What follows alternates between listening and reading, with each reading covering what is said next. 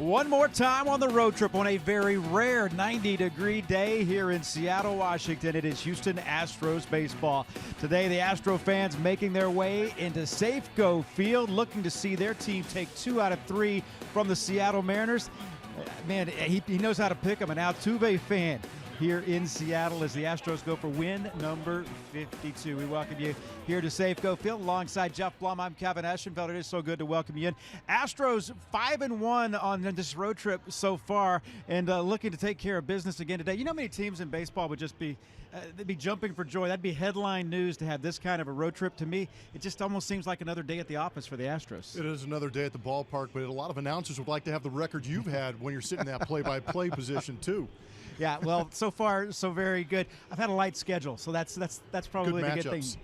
Absolutely. Astros looking for a good matchup today as they face Ariel Miranda as Francis Martez goes for Houston. But last night, the Astros showing what they do so very well, and that is coming up with more and more two-out hits. That's what they did last night. 2-out RBIs have just become a regular for this Astros team. It really has. They put together a good lineup. We talk about the depth all the time, and you hear opposing managers talk about it all the time too, is how there's no weakness in this lineup. And I think it's a credit to these guys going out there, listening to Dave Hudgens about the approach they want to go out there and do. But what you're seeing in these 2-out RBI type situations is also a lot of these guys staying up the middle. The quality of at bat that the Houston Astros are putting on opposing pitchers this season are amazing, and that's why the numbers in 2 outs have been so good. That is our Toyota time to play, and Brian McCann was the man for the job last night. Today, the Astros go for 2 out of 3 here in Seattle. It's Houston and the Mariners coming up next on Root Sports.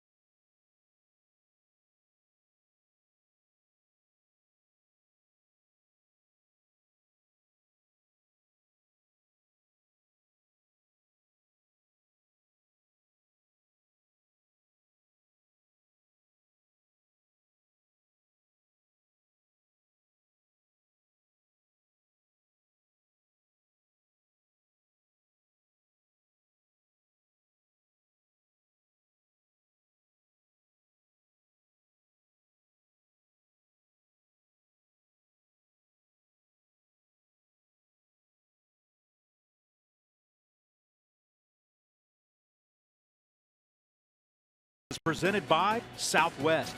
Yes to low fares with nothing to hide. That's transparency. Well, a beautiful day for baseball here in Seattle. Francis Martez gets the start for Houston. We'll check in with Julia, get the starting lineups and the first pitch when we return to Seattle.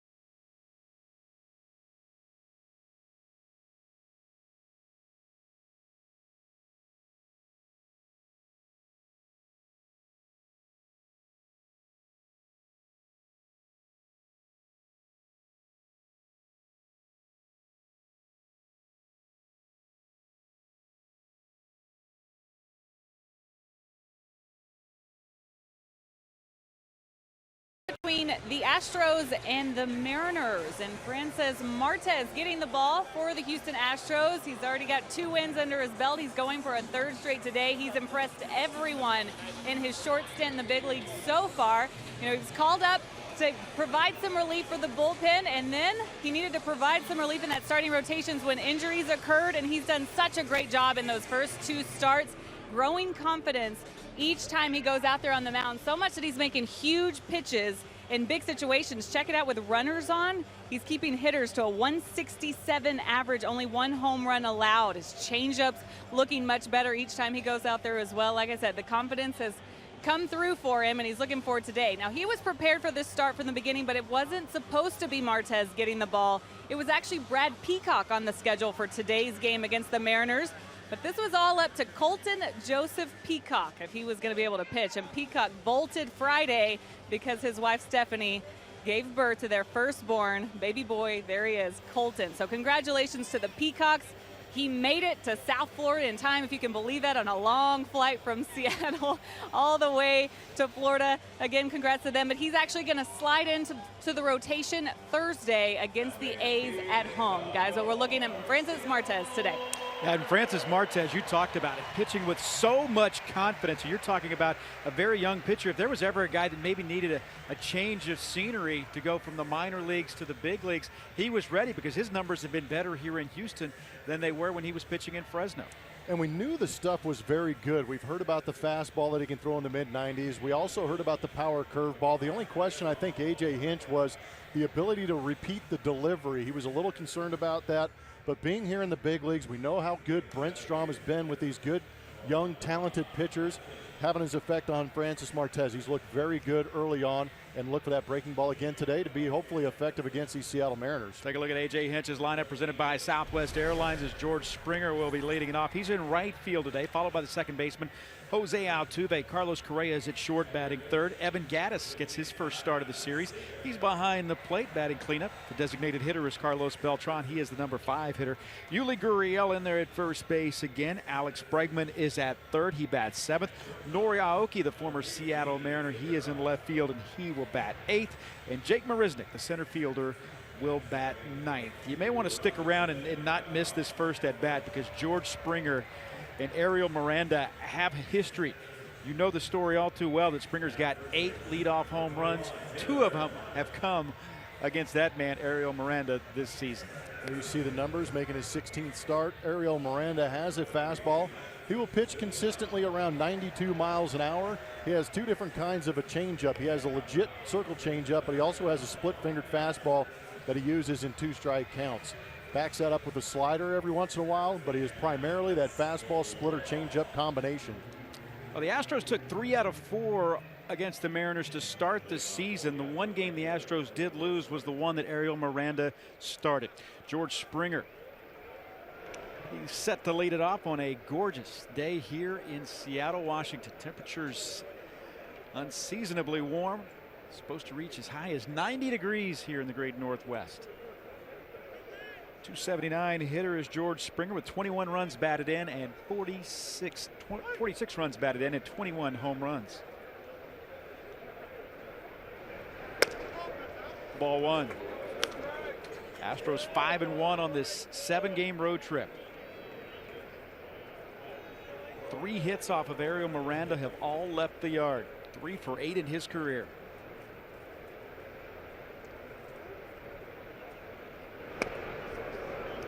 Two balls and no strikes.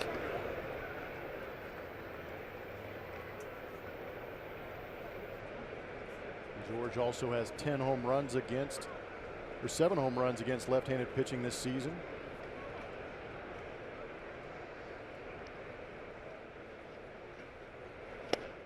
Two and one. He's also got 4 home runs in 9 games against the Seattle Mariners. We'll look back at the Miranda-Springer matchup. George launching him out there into the party deck and then back home at Minute Maid Park. A turn and blast onto the railroad tracks. That one hit way up in the air on the infield. Motter comes over. He'll give way to Cano, and there's 1 out in the first. Just missed that one. Astros start play 51-25, best record in the major leagues.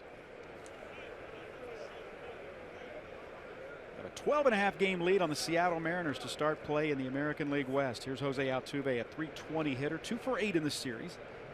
By his standards, it has been a quiet road trip for Jose Altuve. And yet the Astros are continuing to play well on the road. This one skied to left. Segura, this time it's Heredia who comes through. Guillermo Heredia getting the start in left field.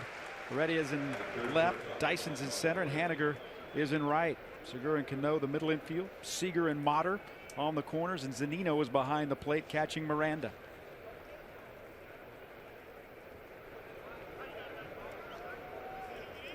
So Carlos Correa bats with 2 outs in the first inning. 2 high pop-ups to start this game. First innings when you want to get to Miranda. There's a 9 ERA in the first inning.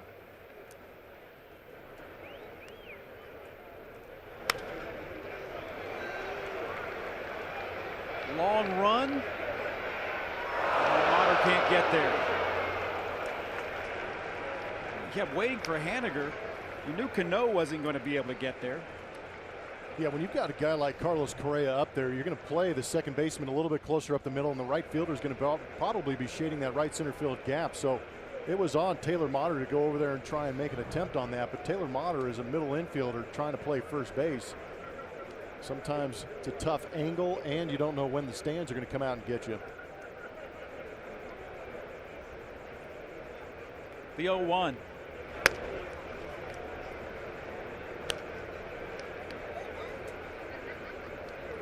One ball and 1 strike. Mariners won the opener of this 3-game series big. It was a 13-3 final on Friday night. The Astros answering back last night 5-2. It's the rubber game of a 3-game series and the finale of a 7-game road trip. Jay Hinch's team 5-1 on this trip.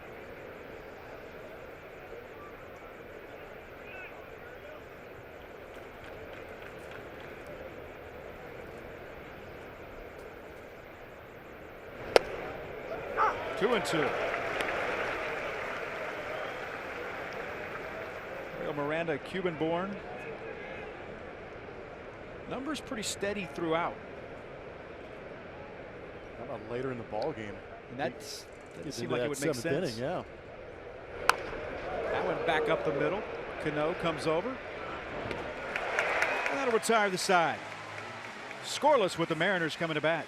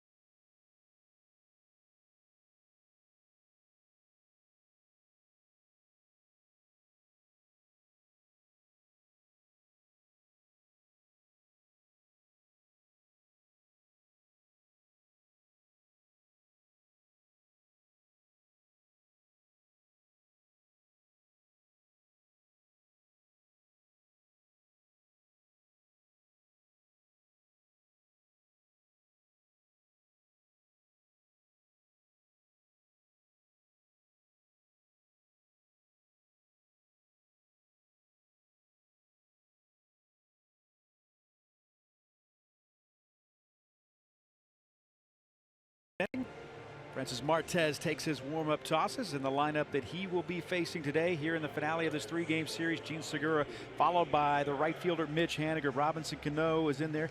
He is at second base. The designated hitter is Nelson Cruz. Kyle Seager is at third base. Mike Zunino's behind the plate. Gerard Dyson is the center fielder. Heredia is in left. And Taylor Motter getting the start today at first base. There's a good look at Francis Martez, also known as Frankie Tuesday, on the bump here on this getaway day for the Houston Astros. Talked about his 3-pitch mix being fastball, curveball, changeup. You see the changeup maybe 9% of the time. He is very heavy on the fastball at 53%. Has a hard curveball also. I wonder if he was watching Lance McCullers last night deal with that fastball, curveball mix. The Mariners have a tough time when a guy can go out there and spin it very well. It's also got 2 major league starts and 2 W's. And not one of which has come on a Tuesday. Last Wednesday. Frankie Tuesday pitched on Wednesday. I thought he was pitching on a Tuesday because his last name, Martez. It is Gene Segura who leads it off for the Seattle Mariners. Wasn't it Wednesday? Or was it Tuesday? Yeah, welcome to the regular season program, kid. That one fouled back. They're going to make me look this up. Frankie Tuesday the 20th. Tuesday. In Oakland when he got that second career start. You're in mid-season form. That's a good point. It was Tuesday against Sonny Gray, as if you needed confirmation. Segura up the middle. Correa is there. He'll throw over, and there's one out. We have not seen Gene Segura hustle anything out in this series. See, good breaking ball from Martez back up the middle, but Carlos Correa positioned perfectly, makes a good play on him. Well, Segura was out with an ankle injury, just came off the disabled list not too long ago. You wonder if maybe that's still barking at him a little bit. Maybe they don't want him to test it just yet. Whatever the case may be, you're right. He's not exactly gotten down the line. Mitch Haniger, a .318 hitter, 2 for 7 in the series. 6 home runs, 22 runs batted in. Ball 1. Haniger played a big factor in last night's game on the ball that Brian McCann hit to right field. It was in his glove for a moment, but he couldn't secure the catch. Turned out to be a bases clearing 3-run double for Brian McCann. The Astros won the game 5-2.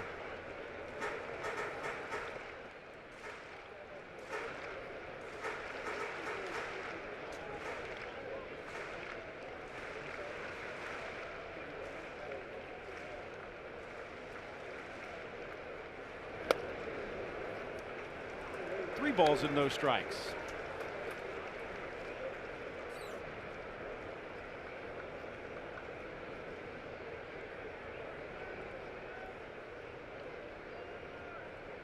Martez trying to make a pitch to get back in the count.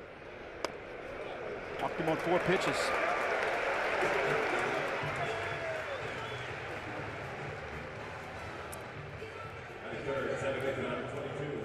Martez's first start came against the Texas Rangers on June 14th. Gave up 1 earned run and 3 hits in 5 innings of work. And Tuesday, 3 earned runs on 6 hits in 5 2/3 in Oakland. His first appearance was out of the bullpen. There's Robinson Cano. A rare 1-for-9 series for Robinson Cano against the Astros. And if you were going to complain about Francis Martez early on, it's the walks. In that relief appearance where he went 3 2/3, he walked 2 hitters. First start going 5 innings, walked a couple of hitters. That last start against Oakland, walked 3. But if you look back at his AAA numbers, the walks were relatively high. And I think that's what A.J. Hinch was alluding to, is the fact that Martez has really not gotten that delivery set and had a consistent release point. It was 28 walks in 32 1/3. It was way high. When so I grossly understated that. Down in Fresno. One ball and 1 strike. There's those numbers on that last start on the bottom line. Went 5 2/3, 75 pitches. They're going to be keeping a close eye on this young arm. Key word is young. He's the youngest player in the American League. You know, take it a step further, he was the 2nd youngest pitcher in the PCL. How about that? And the highest rated prospect in the Astros organization.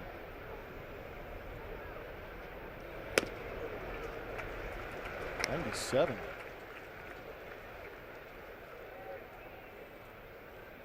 Two balls and 1 strike.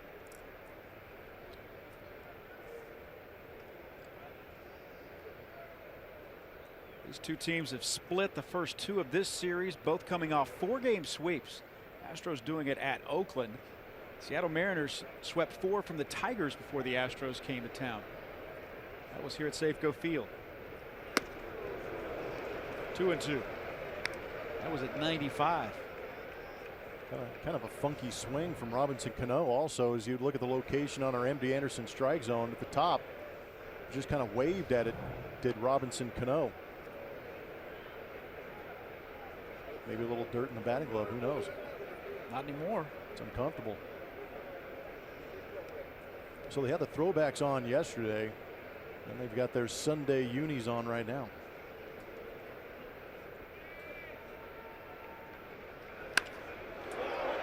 Hit to left, and that will slice into the crowd. Well, last night was a good night. The Astros wearing the rainbows circa 1977 to represent the 40th year that Mariners have been in existence. Fans did a good job tweeting us in all the uniforms. You made a special request. They answered. That uniform you like so much. That's right. The shooting star, the orange shooting star of 1972 and 73. Zipper top. Runner goes. No throw from Gaddis. So Haniger with a stolen base. He's in scoring position for Robinson Cano. It's a 3-2 count.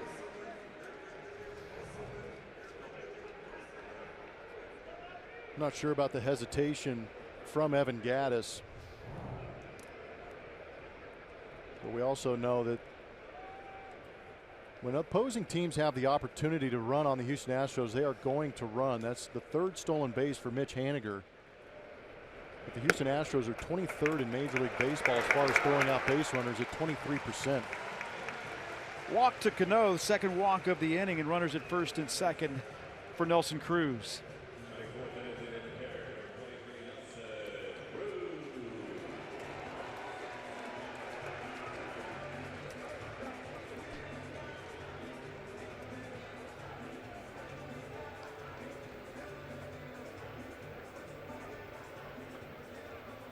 .295 the average for Nelson Cruz. 14 home runs, 58 runs batted in.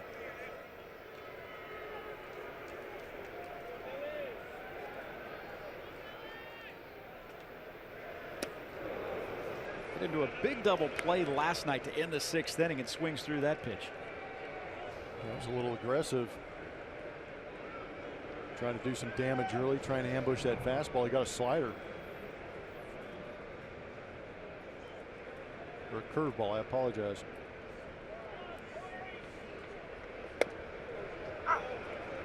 And Martez working ahead 0-2.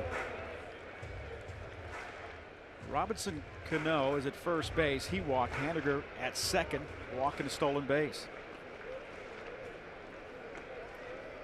Nelson Cruz, like a lot of these Mariners in this lineup, big numbers here in the month of June. The Mariners have gotten back into the race. Now game over 500. Ball and 2 strikes. I like that pitch. A couple of sliders down and away. Maybe you catch the big hitter leaning out over that outside corner. Stand him up a little bit with a heater on the inside. Possibly open up that outside corner.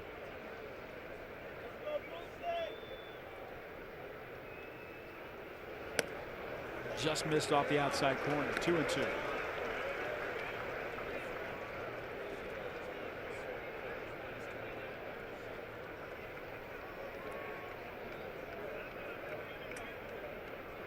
Martez, 11 strikeouts in 10 2/3 innings coming into this game.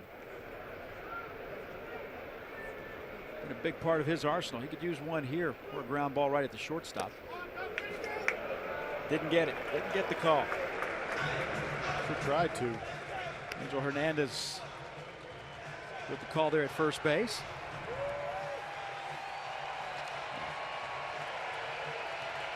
That's Barksdale's behind the plate. Angel Hernandez is at first base. Todd Titchener's at second.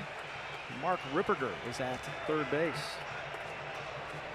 We talked about the Mariners. This month of June as a team has been very good. They've seen their run production per game jump to almost 2 runs plus, up to 6.17 runs per game in the month of June. Astros snapped their 6-game winning streak last night. During that 6-game winning streak, they were averaging 8 runs per game. Didn't hurt that they put 13 on the board in the opener of this series.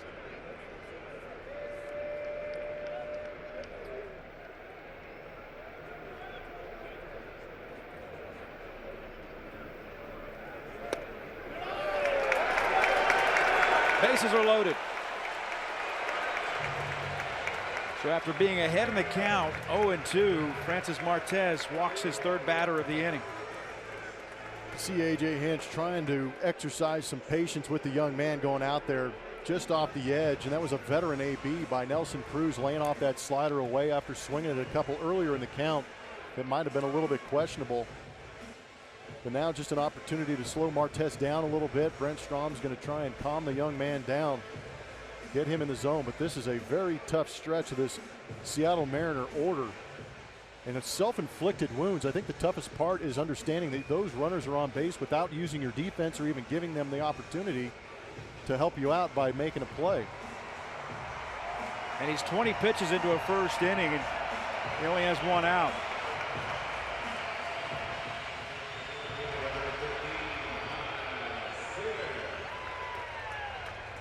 Had good crowds here the last couple days. A good crowd here today.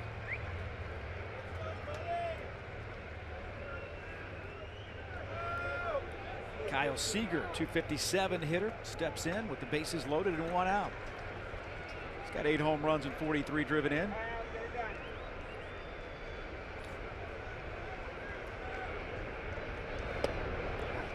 Strike 1. Right back to that curveball.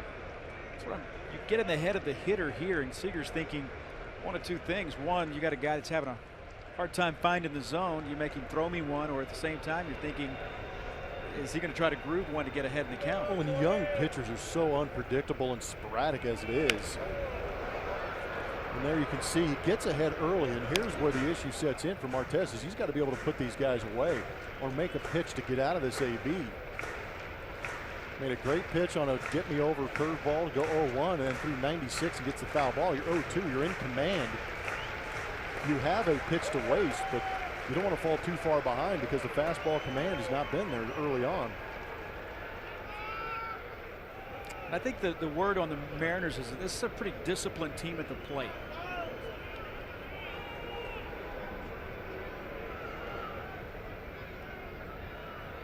First series through here, I would have argued that. This series can't. It's off the plate. 1-2. When you see the velocity at 92, that's his changeup.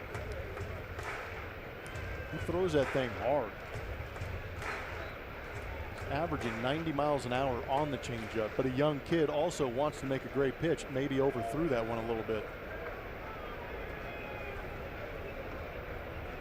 1-2. 2-2.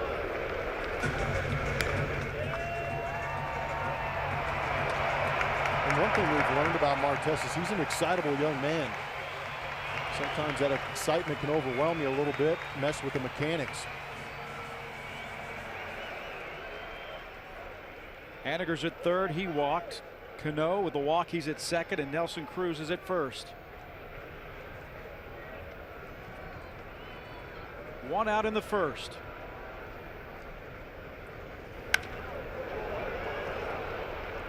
Stays at 1-2.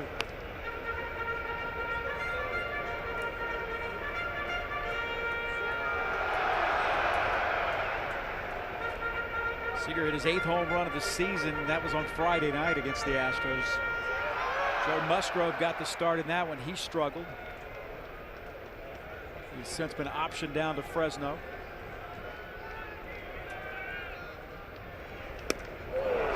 Made him chase. Big strikeout. Francis Martez. And we'll bring up Mike Zunino. That is big. See, wants that breaking ball down and in. Misses his spot completely. That cement mixer you hear me talking about, where the curveball comes out spinning, but you don't get the action. It backs up a little bit. Sometimes that can be an effective pitch. In this situation, this may be the last guy you want to face in the Seattle Mariners lineup. A .253 hitter is Zunino, but he's 2 for 4 in this series. Zunino leads the major leagues with 30 runs batted in this month. He's the 11th Mariner to do that in the history of their organization. Edgar Martinez and my counterpart with the Seattle Mariners on the TV side, Mike Blowers, are tied for 33 RBIs in a month. Think about June 1st, coming into the month of June, Zunino had 3 runs batted in. 34 as he stands in now. 98. 0-2. Tell you what, you read a scouting report, average 95-mile-an-hour fastball. Right now, early on in a pretty high leverage situation, Martez reaching back, touching 98.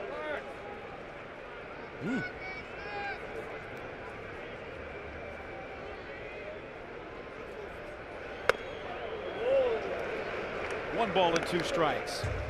Martez has been ahead of Nelson Cruz, Kyle Seager, and now Mike Zunino. That didn't have to be. He was ahead 0-2 in the count with all 3 of those hitters.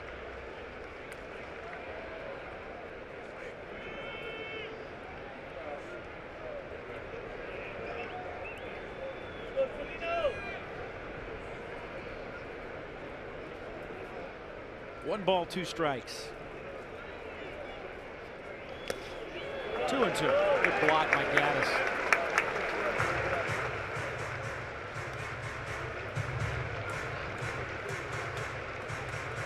Good job by Evan. Again, limited experience catching Francis. Good job getting down to block that breaking ball, picking him up, keeping that runner at third base. Swing and a miss. Martez walked the bases loaded and then gets 2 huge strikeouts. We go to the second scoreless.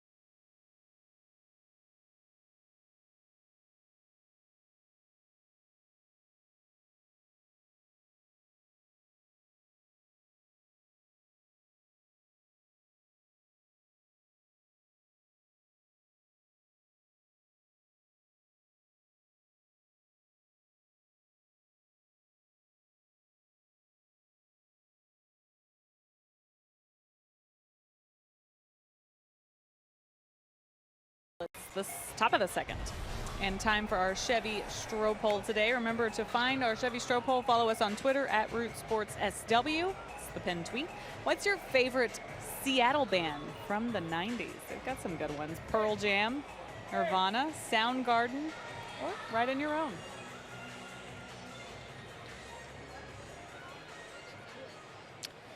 I'm out. You're out.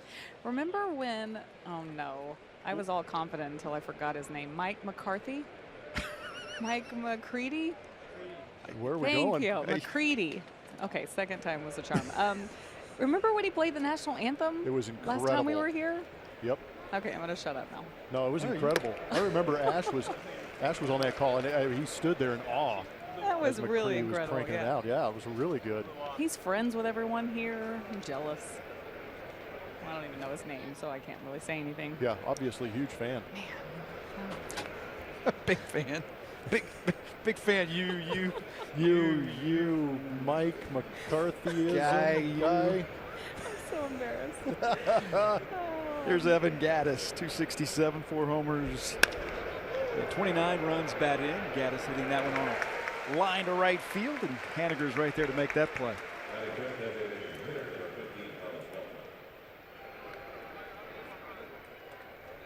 I've noticed this broadcast team is kind of like, Careful. jumping in the water there with the shark. There's not a lot of compassion. No, you better be ready. You got to, hands up, elbows in, tuck. Don't show any vulnerability. Strike one to Carlos Beltran. Carlos putting together a good series.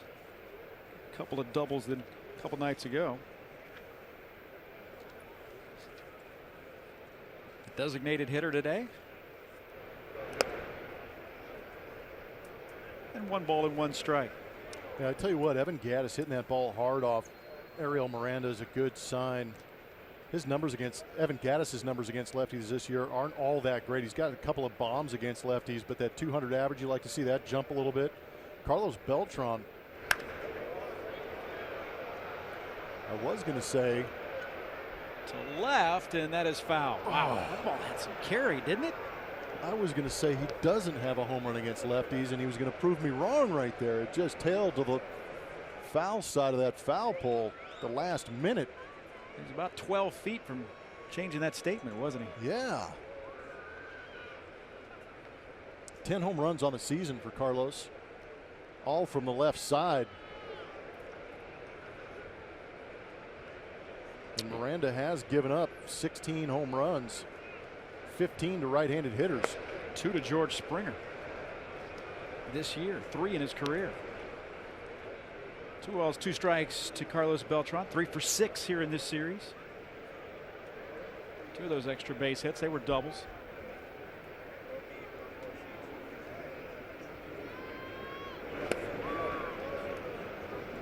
Three and 2. We could have 2 of the coolest baseball players in all of Major League Baseball in this series. Carlos Beltran and Robinson Cano on the same field. Now sometimes they make it look easy. Foul back.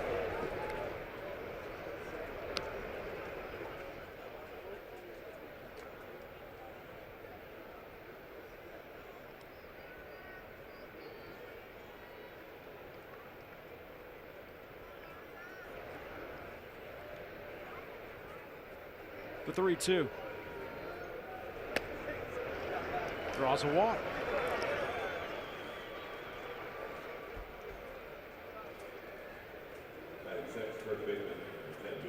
And I would guess these two have a history. Yuli Gurriel, Cuban-born. Ariel Miranda, born in Havana, Cuba. Facing off here in about as far away as you can get. Here in Seattle, Washington. Beautiful day for baseball. Gorgeous ballpark. Great setting. Swings through strike one. Yuli's hitting 279. The number that stood out to me with Yuli, because we talk so much about Jose Altuve and his ability to hit on the road, you realize that Yuli Gurriel is a 326 hitter away from Minute Maid Park.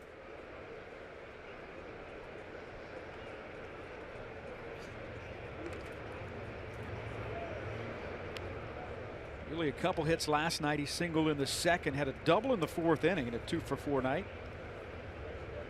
Astros won that game 5-2.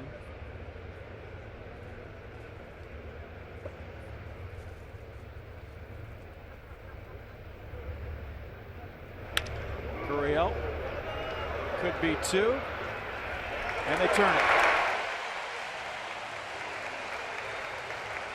So the 6-4-3 double play, and that retires the side here in the second.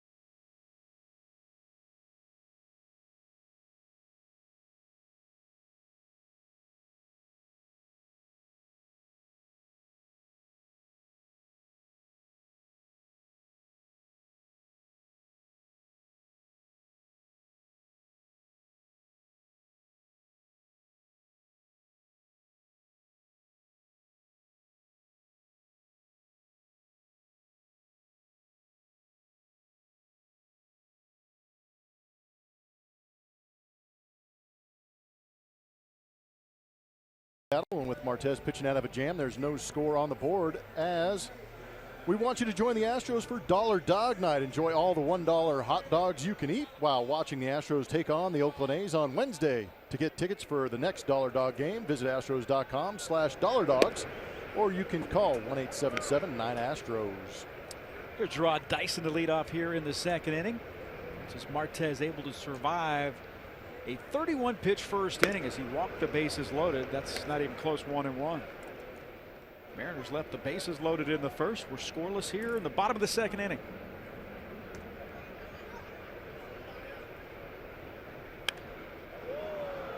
When lifted to right, Springer coming over, long run, and that'll be in the seats. Some serious hang time. Springer even pointed at the fans, said nice catch.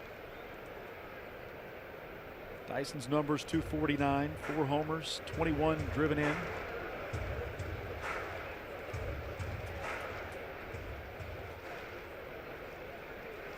Dyson 0 for 3 last night. Had a couple of doubles in the opener of this series.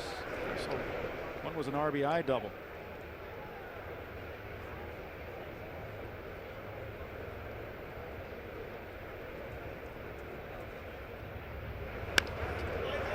Hit the center.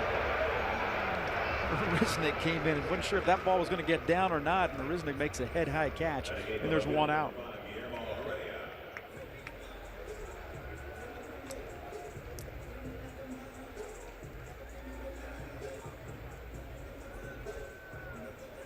Where does this ballpark rank for you? It's a good one. I really like it. It's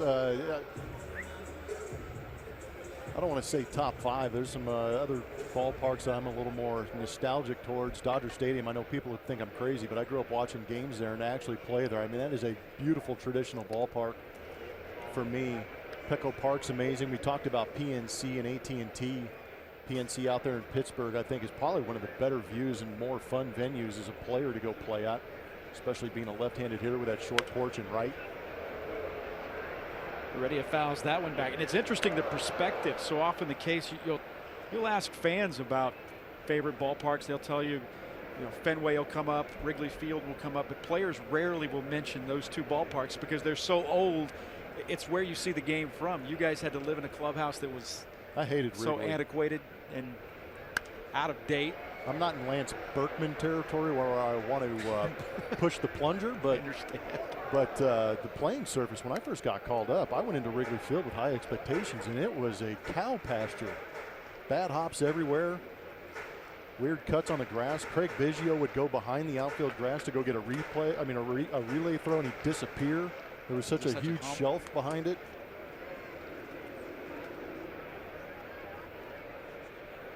One and two. Twin right below us.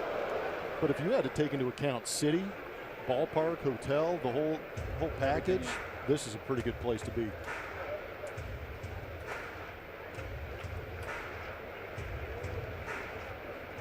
We picked a good weekend to be here as well. Yeah, you missed out on that first trip through. Check swing, and that one hits Heredia. And it's a good thing for the Astros it did, because that ball would have gone up the line for a ways. No, you're right.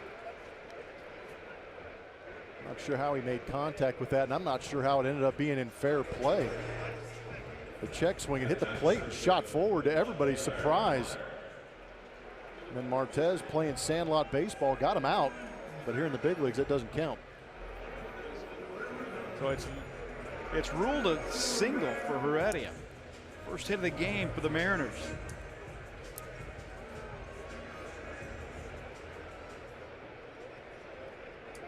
And now the 9-hitter Taylor Motter started today at first base. Danny Valencia's had some wrist problems.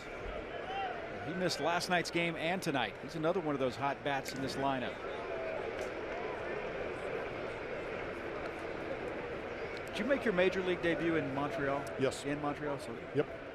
That was a bad ballpark, right? That was a very rough playing surface. It was a good place to hit. The batting eye was very good, and the turf, obviously, I don't know if it qualified as turf, but it was extremely fast. So you could sneak a ground ball through the infield relatively easily. But yeah, defensively, you had to watch your lips. Got on you? Got on you in a hurry. The dirt pits were not evenly groomed. There were literally like tears in the turf out at shortstop that were literally looked like your grandmother went out there with some needle and a yarn and sewed it up. There were trap doors underneath the turf. It was very interesting. Well, they moved the stands, right? At the Big O, the stands moved them a little bit, yeah. Because didn't the Alouettes play there as well? Canadian Football League, CFL.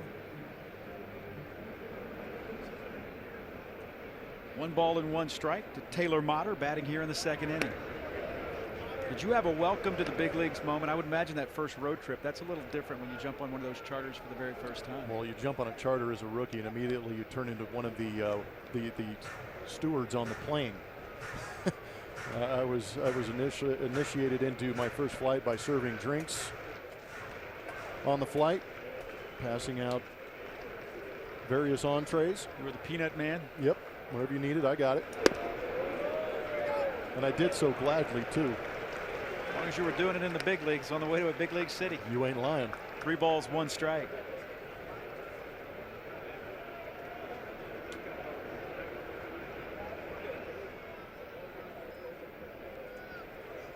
Motter started last night. All these guys are facing Martez for the first time in the big leagues, but I'm guessing that a lot of these guys would have seen him down in the PCL. Fouled straight back into the screen. Well, it's a tough matchup for Martez in the sense that you're facing a team that is good. Yes, they're playing extremely good in June, but they're also laying off pitches out of the zone. And Martez right now is having issues getting back in the zone and getting those strikes. So early on, the Mariners are in command of some of these ABs, even though he worked himself out of a serious jam in that first inning.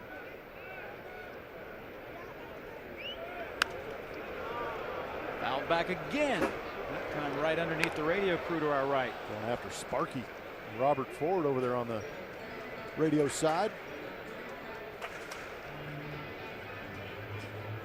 Heredia, the 4th base runner already for the Seattle Mariners here with 1 out in the second inning. Francis Martez. There they are. Think they flinched? Nope, but Sparky is saying hello. Matt Boltz, a radio engineer in the back there, told him thank you for letting me borrow his tie the other day. That is ball 4.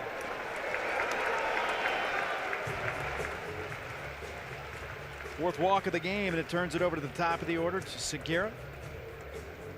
A.J. Hinch coming out. Yeah, and the reason you're taking the shades off is you were getting into Francis Martez right now, but in a good way. I'm sure he's telling the young man, your stuff is too good to be going out there and doing what you're doing right now. You need to focus and go out there and get these guys. That's about as intense as we're going to see A.J. Hinch towards a young man. And a great job by Evan Caddis. Bad cop, good cop.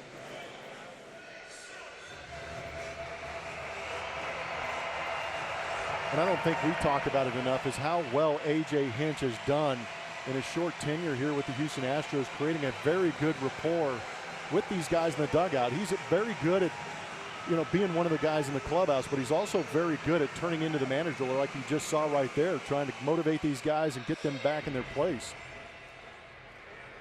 Especially when you take into consideration the 2 men that are on base right now are the 8 and 9 hitters in the lineup. And you look around the diamond, and who's it going to be coming in from the infield? Because I felt at third base there were opportunities where I had to come in and try and calm that guy down and get him right.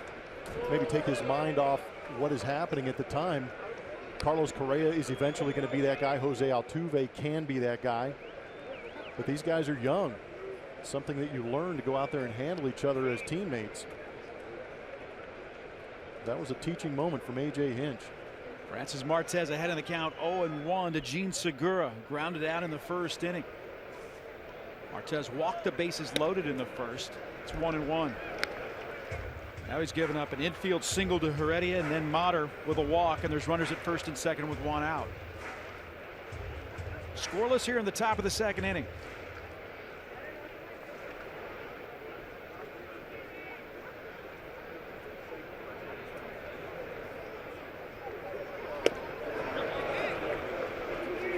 One and 2.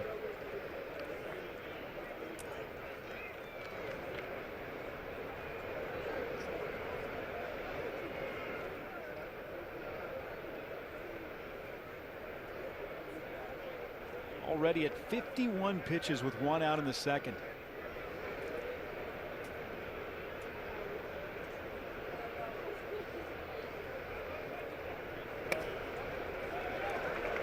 Two and 2.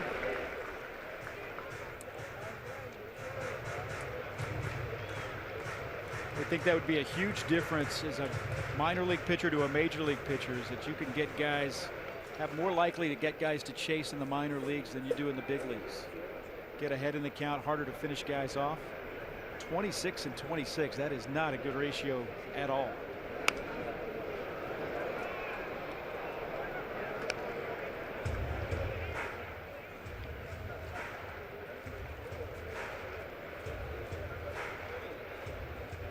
Good day for a little of that. Yes, sir. Didn't that Astros player you were talking about yesterday invent those? Mark Lemongello? Yeah. Love that guy. He's my new favorite player. Mark Lemongello. Mark Lemongello. You had Robbie Wine.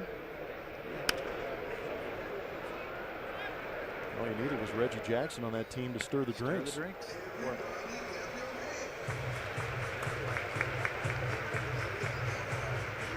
Two balls and 2 strikes.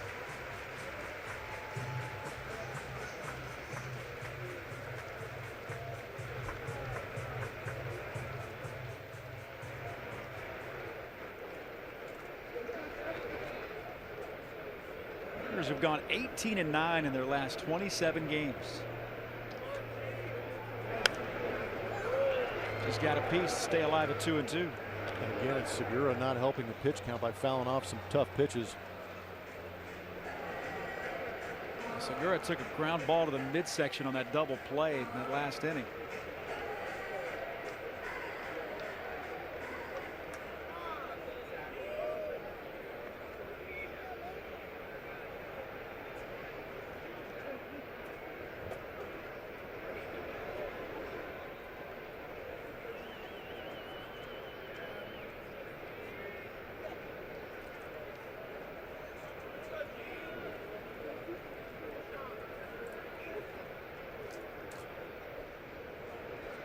See Correa trying to keep Heredia as close as possible at second base. 3-2. It's a 4-3-2 count that Martez has had in this game. A couple of those have come after being ahead 0-2, 3 of them.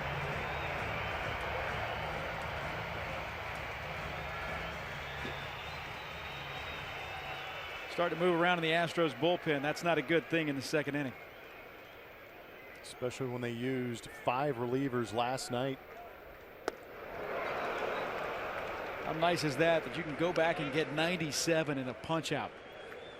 Third strikeout of the game from Martez, and now 2 away here in the second. It is nice, but that arm is getting taxed here early on in this ball game. It has been a brawl between Francis Martez and that strike zone as you see Michael Feliz getting loose out there in that Astro bullpen. He had to get hot last night with Ken Giles struggling to get through that 9th inning last night. He eventually did, but Ken Giles threw 28 pitches. Davinsky threw 20 pitches last night. Gregerson worked in last night's game. Tony Sipp worked a third of an inning in last night's game. Also Will Harris with 1 inning as well. Mitch Haniger walked in the first inning. Martez walked the bases loaded in the first. He's got 2 on here in the second on a single and a walk.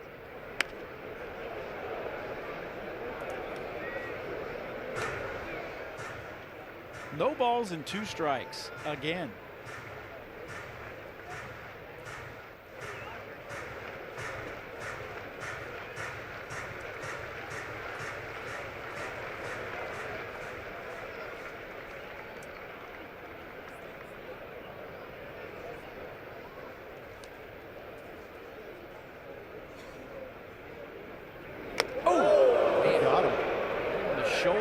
Bases are loaded.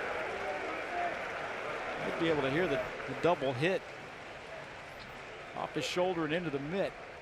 Haniger might as well go to first instead of stop staring at the pitcher.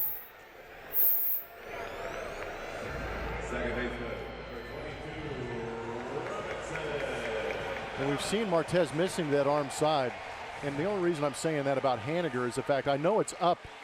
That hit the brim of his helmet. Man.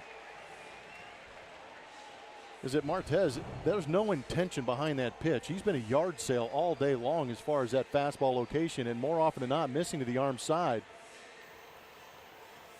Martez 4 walks, a single, and a hit by pitch. And for the second straight inning, the Mariners have the bases loaded, and you are playing with fire anytime in the big leagues. It's one thing to loading them up for Seager and Zunino. There's another thing to loading them up for Robinson Cano and Nelson Cruz.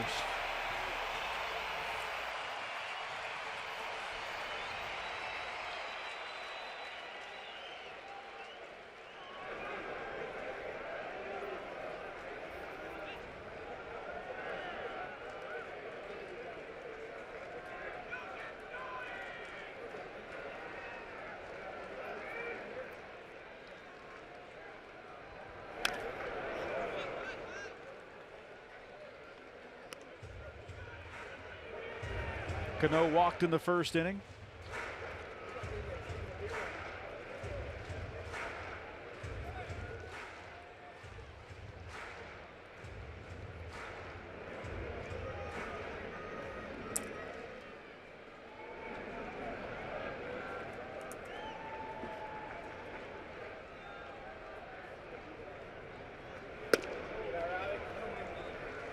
One and one.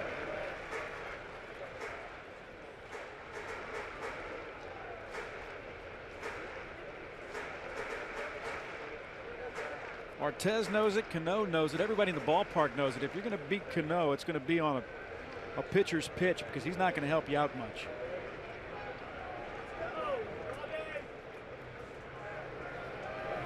That one hit into the gap in left center field. Bounces off the wall. 2-run score, play at the plate, the throw, and he's out. So they throw Seager out at the plate, beg your pardon, at the plate, and then but the 2 runs do come in to score as Mitch Haniger is out at the plate. So it is a 2-run double for Cano, and the Seattle Mariners lead it 2-0.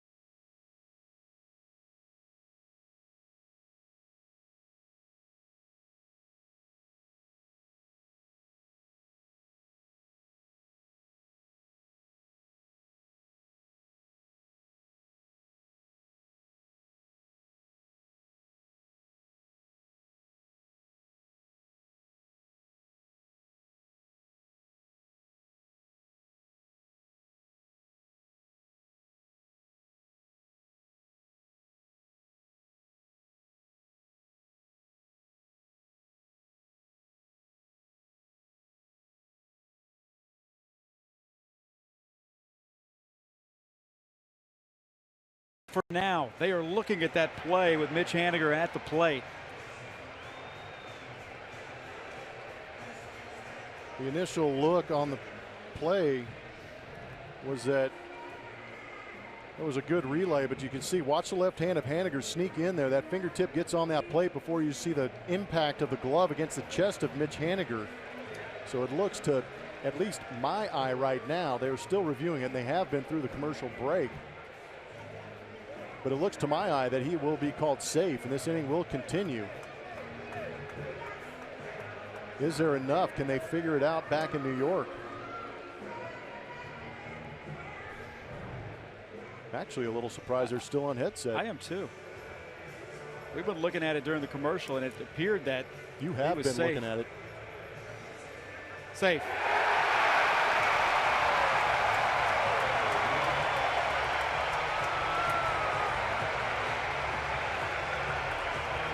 Martez has been taken out of this game. What just happened? So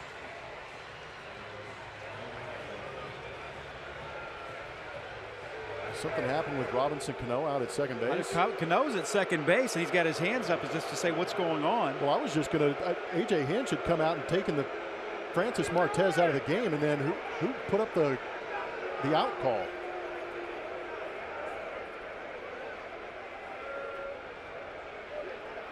Did they mess up the call? Well, the Mariners are coming off the field. The Astros are off the field. Scott Service is trying to get an explanation. I'll tell you what, I'd like to get an explanation. Angel Hernandez took the headset off and put both palms down and said safe. And now the inning is over. We will assume that he made the wrong signal. We'll take a break. We'll try to sort it out when we come back.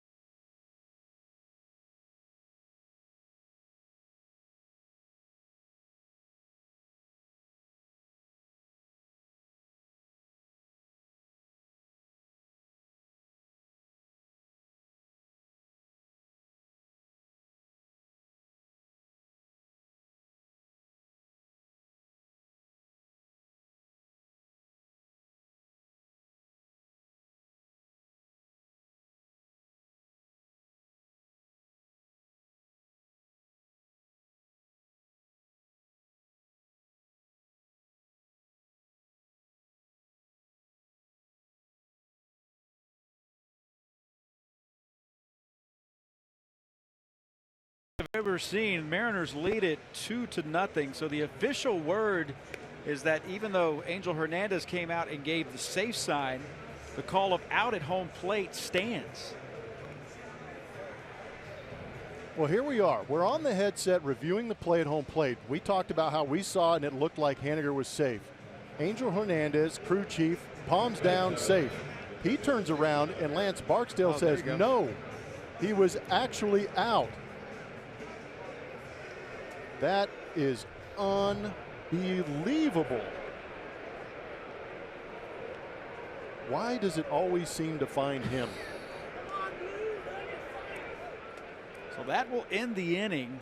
We move to the third inning. Astros look like they got a break there on a couple of different fronts. Strike one to Bregman. Not that we have that big of a sample size, but I think it's fair to say none of us have seen anything like that. No. On a replay call. And the crowd obviously reacting to the safe call. If that would have given the Mariners a run, there's a ball that's hit into right field and will dump in for a hit. Astros with their first hit. I'm sorry, I'm beside myself. The whole reason for replay is to clear things up.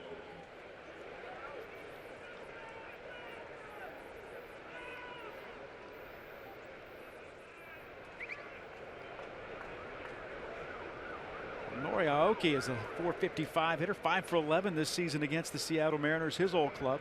277 overall. Didn't they make a movie about that umpire call right there? Which was? Enrique Palazzo was the Naked Gun. Sorry. Strike? Strike?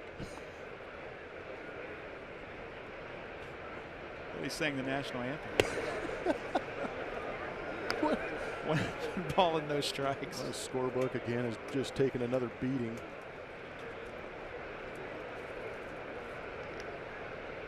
So Haniger is ruled out at the plate.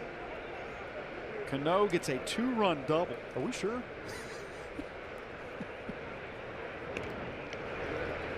What's going to be great is when the Astros retaliate right here and take the lead.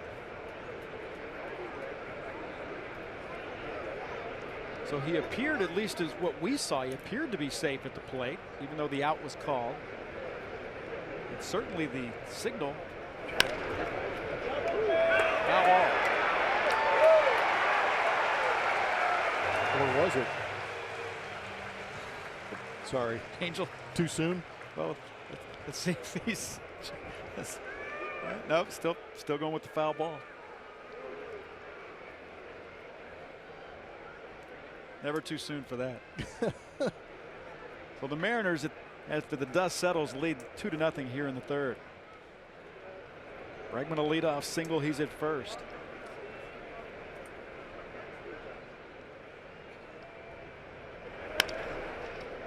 Right at Cano. Flips it for one. Segura turns it. And a double play.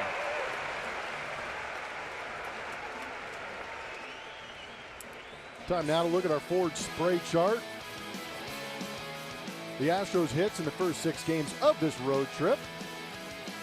Pretty good spread. 25 up the middle, 25 going the other way, depending on who you're looking at. But I like the number on the bottom, that 284 average, and the 32 extra base hits. 12 bombs.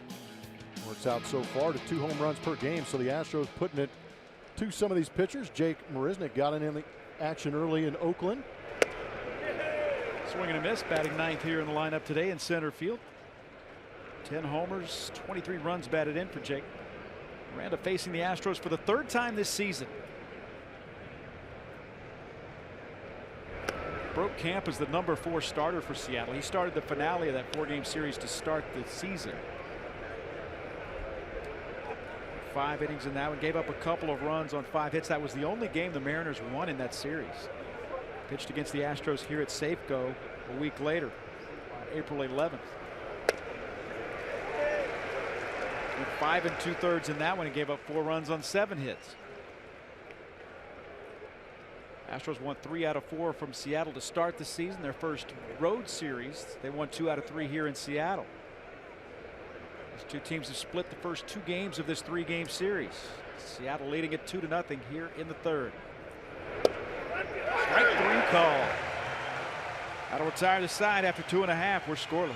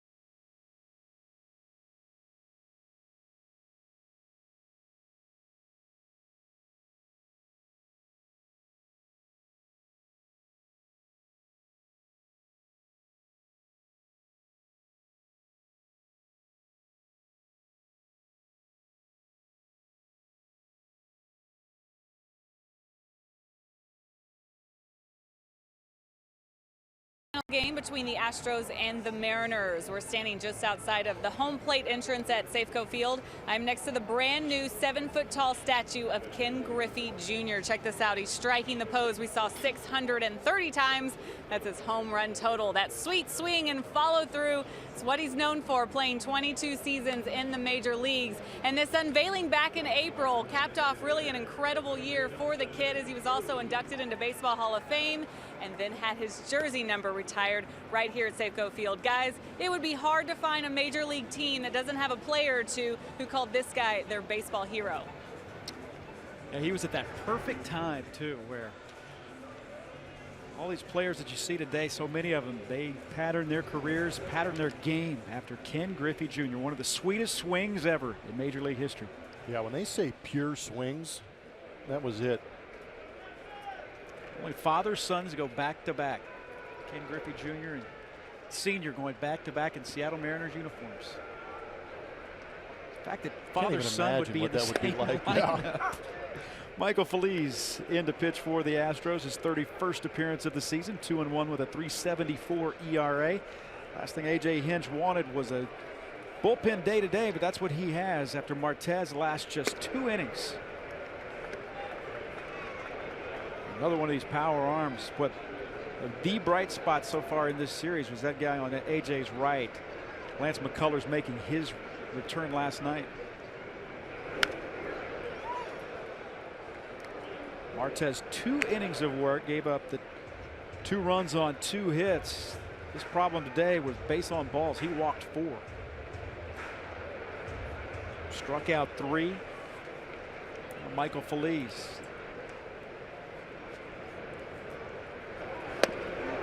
Good slider. 2017 Coca-Cola Astros Buddies memberships are on sale now for only $25. Buddies members receive a voucher for 4 tickets to a select Astros game, front of the line access to Kids Run the Bases, exclusive player autograph sessions, and more. Visit astros.com/buddies for all the details and to purchase a membership for kids up to 12 years old. You were a Dodger fan growing up in Southern California. Hated the Dodgers. No Dodger buddies for me. Who was your favorite player? He's a Ron Say guy. Really? Yeah, I would have Bill Russell. I would have never guessed you for a Ron Say guy. You know what was Even pretty though cool? I know he was a third baseman. Is Davey Lopes watching those infields coming up. I actually got to play in San Diego, and Davey Lopes was my first base coach. That was kind of cool. Kyle Seager, who struck out in the first inning. You know, you really think about it, you somewhat take it for granted, but to grow up as a kid being a baseball fan and seeing some of the iconic names and then being able to be a part of the game, having the privilege to be a part of the game as an adult, swing and a miss. You get to, every once in a while, an opportunity to see and meet some of these guys that you grew up just reading about. First ground ball I ever picked up in the big leagues was off the bat of Tony Gwynn. And for the first, it was in the 9th inning, but for the first 8 innings, I was a fan. And that was probably the hardest thing, is to not watch how these guys went about their business during the game and understand that I was actually in there playing with them. It was crazy. When I started in this business, Tony Gwynn was the guy, the go-to guy. And, you know, it was all National League back then. And saw the Padres so many times in the National League West. And you go into the Padres clubhouse, you put a microphone in front of him, you would think you were Dan Rather because he talked for 10 minutes. They love the game of baseball. Love the game, love to talk. One of the kindest human beings that you would ever want to deal with in this business.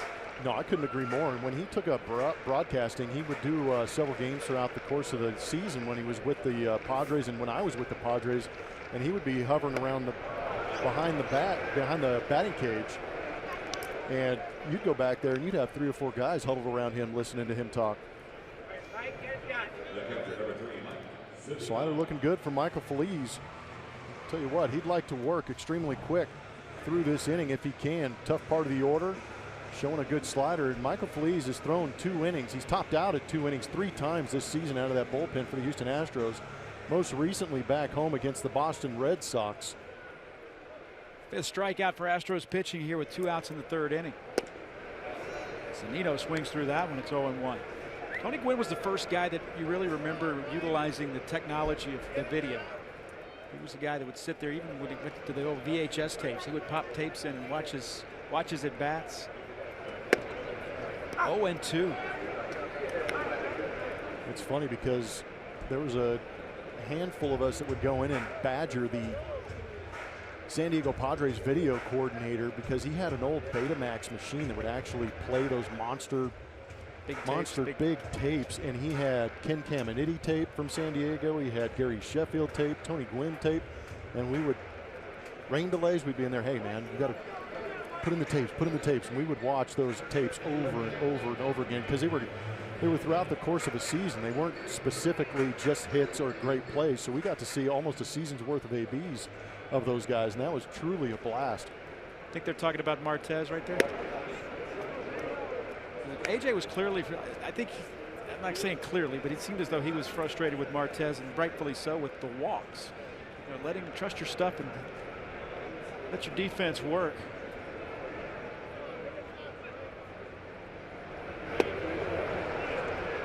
Quick inning for Michael Feliz. He strikes out the side.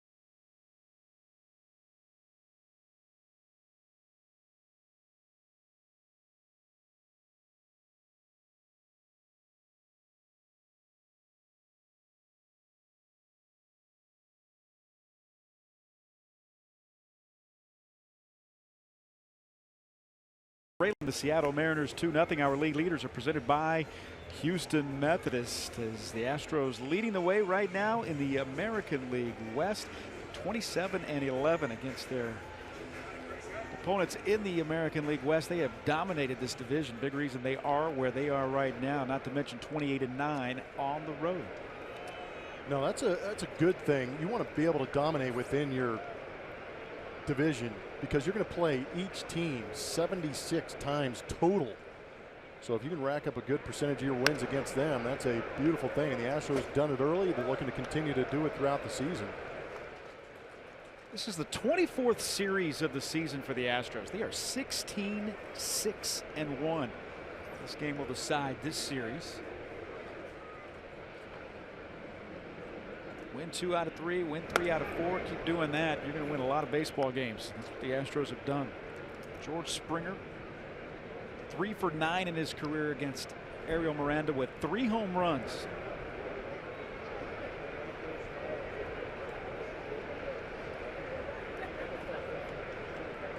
Astros also 6-3 this season against the Seattle Mariners. This 10th meeting of the season between Houston and Seattle.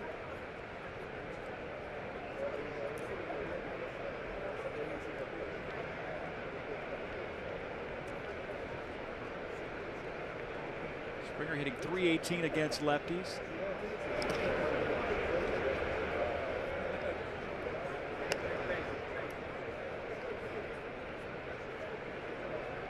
There you go. The 8mm home movies of Cesar Cedeno. I would tell you love what, to see those. I was just going to say the same thing. I've heard so many great things about Cesar Cedeno and how he played.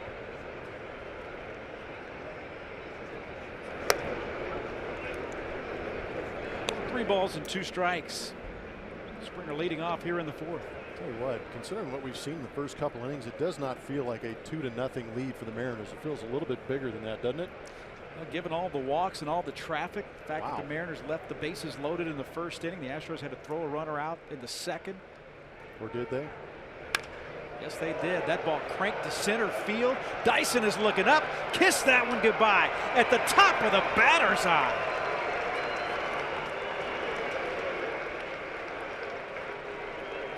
Springer's 4th career hit off of Ariel Miranda in his 4th career home run. You ready for this? Not only is he dominating Ariel Miranda, that's his 11th home run in a day game. He's got 11 home runs at night, 11 home runs now in the afternoon games. That was an off-speed pitch at 81 miles an hour. And again, George Springer amongst the league leaders, if not the league leader, with Aaron Judge as far as 400-foot home runs. Wow. That is his 5th home run of the season against Seattle Mariner pitching. That's a little bit more than 400 feet. That was 107.9 off the barrel. 456 feet. So 19 day games, right? This is his 20th. 19 day games. That is 11 bombs and 20 runs batted in. That'll get that average right around 350 plus during those day games. 8th home run against left-handed pitching. Miranda, that one's down the line. Altuve will go to second base, so it should be a single and an E1. Miranda would have been better served to put that one in his pocket. Now a runner in scoring position, tying runners in scoring position with nobody out here in the 4th. No, I completely agree on that.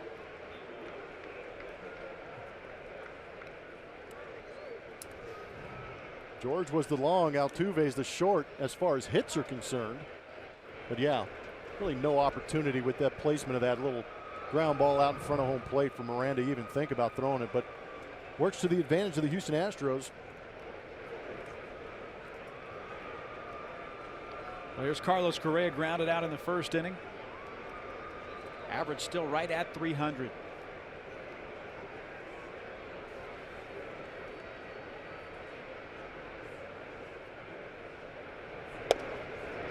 Strike one. Carlos has reached in 13 consecutive games. He's hit safely in 12 of those 13 games with an average of 327.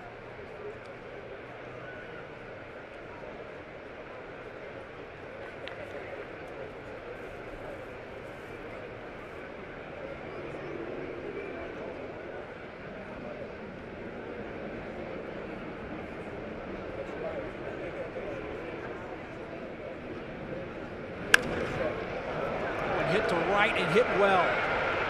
They go all the way to the wall. Altuve will come in to tie the game on Carlos Correa's RBI double, and it's 2-2. Some loud noises this inning. 3 straight Astro hits, and we're tied at 2 here in the 4th. So good going the other way. Powered all fields. That one a little bit more on a line, but a bullet off that right field wall. Easy for Altuve to score from second base on that one. He just traded places with Carlos Correa. And still nobody out. You think about all the traffic the Mariners have had so far in this ball game. Feels like it's about, should be 8-0, and just like that, it is 2-2. Ball was 105 miles an hour off the bat of Carlos Correa. Got there in a hurry. One hop the wall.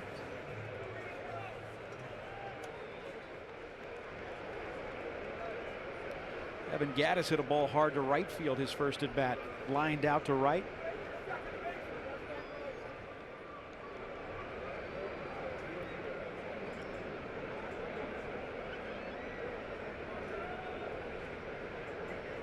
Evans got a 3-game hitting streak working.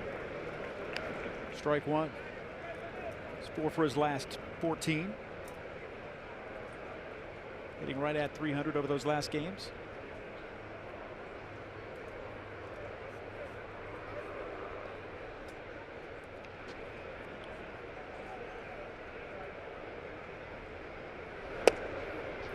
0-2.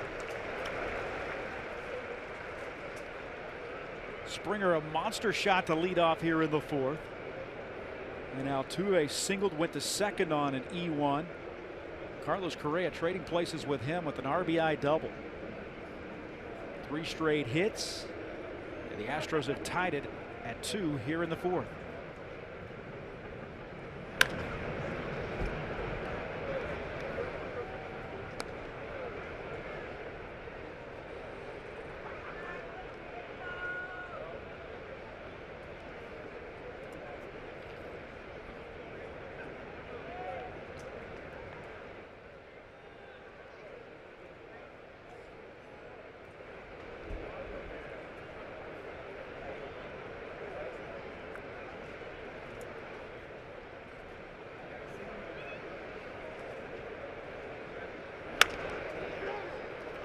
First base line, hit it right off the end of the bat. Mater will step on first base, but that was fortunate for the Astros that maybe that stayed fair, the fact that he was able to move Correa over. I was thinking the same thing. Not the prettiest of swings or results, but it moves the runner to third base, less than 2 outs, so an effective AB, a quality AB.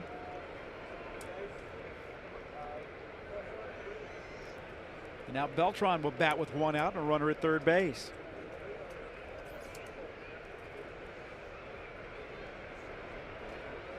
Still looking for that first right-handed home run of the season.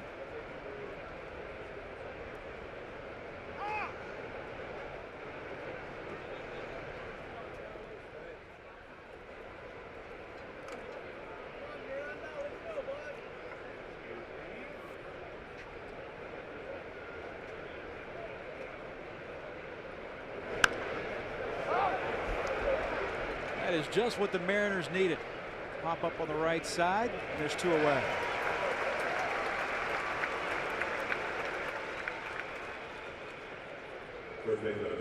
Not what you're looking for, but the Astros have been known to put up some 2-out numbers. Talked about it right off the top. More 2-out runs batted in than any other team in baseball. See if they can continue to add to it. Really had himself a good night last night. He got that surprise start after Marwin left with the oblique tenderness. A single and double yesterday. And he hit that double. He squared it up. It was right to center field. 1 hop the wall in center. A line drive too.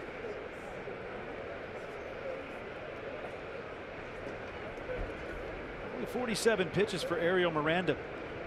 Miranda came up with the Orioles last season. He pitched 1 game in an Oriole uniform before being traded for Wade Miley. That 1 game was against the Seattle Mariners. 1-1. Made a pretty good impression.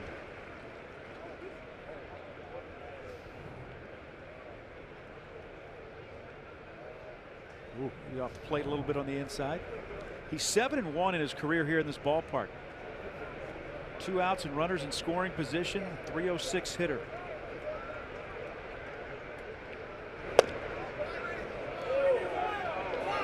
Two and 1.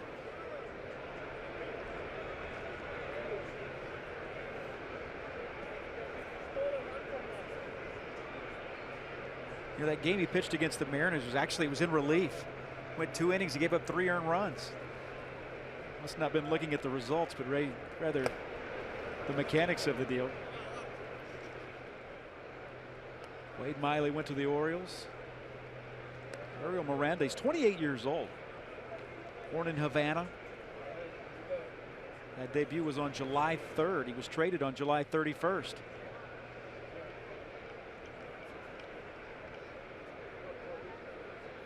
'26th major league start. Rangy left-hander. 3-1 count here to Gurriel. Healy fouls this one back into the front row.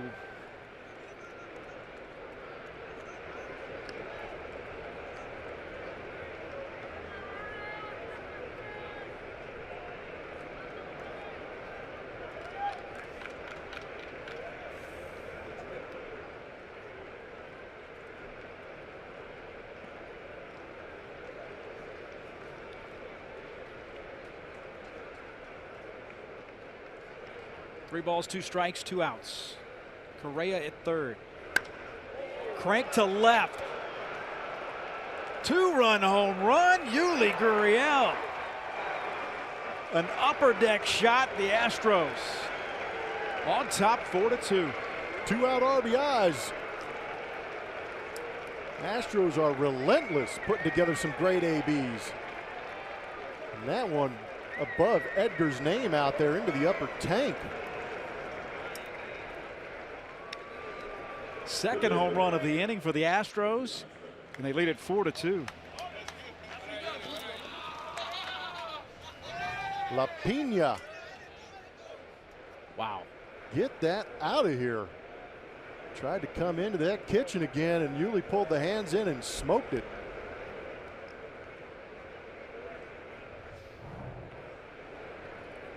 Well, here's the hair has grown back out, and it's a good thing. Astros, if you like that, that's great, because the Astros do not go back to Miami this year, so not for a while. I'm hoping that, you know, well, I don't really mind, but if he only gets his hair cut in Miami, that's going to get a whole lot longer. He's going to have to alter his height in the media guide.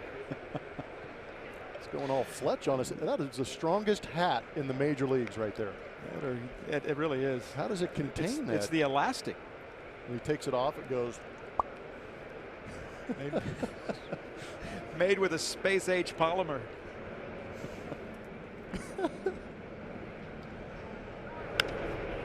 Bregman hits this one in the air on the right side. Taylor Motter is back. Cano will take it. That'll retire the side, but the Astros with 4 runs in the 4th on 2 home runs. George Springer and Yuli Gurriel dialing long distance.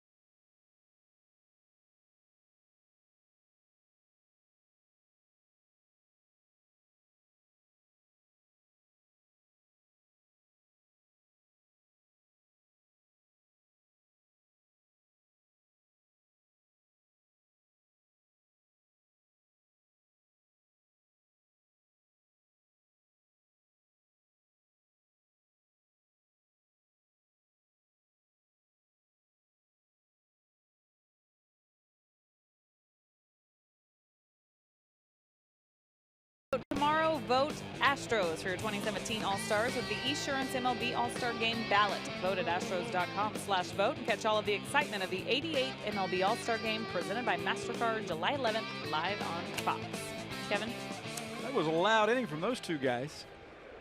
Gurriel a homer. George Springer with a home run, and Michael Feliz working now here in the 4th inning. Gerard Dyson flied out in the center field in the 2nd inning. He leads it off. Dyson to center field, right at Jake Marisnick. About 5 steps in, ball was hit hard, but it's 1 out. Back-to-back lineouts by Gerard Dyson to center field.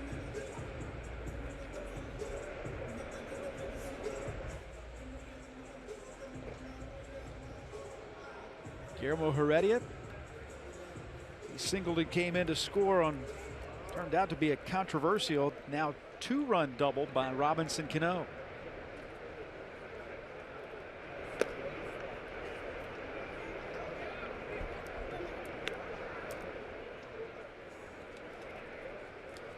Phillies got, as you said, Jeff, got up to warm up last night. They didn't want that to have to happen, but Giles struggled a bit in the 9th inning. The Astros ended up winning the game 5-2. Did he? Yes, he did.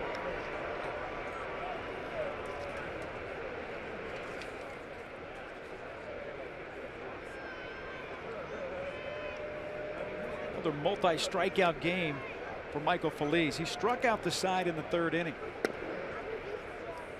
2 balls and 1 strike.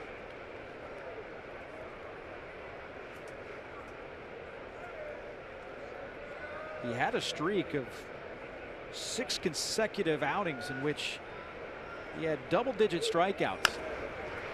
Up the middle, Altuve a few steps in, throws across his body, and there's 2 away.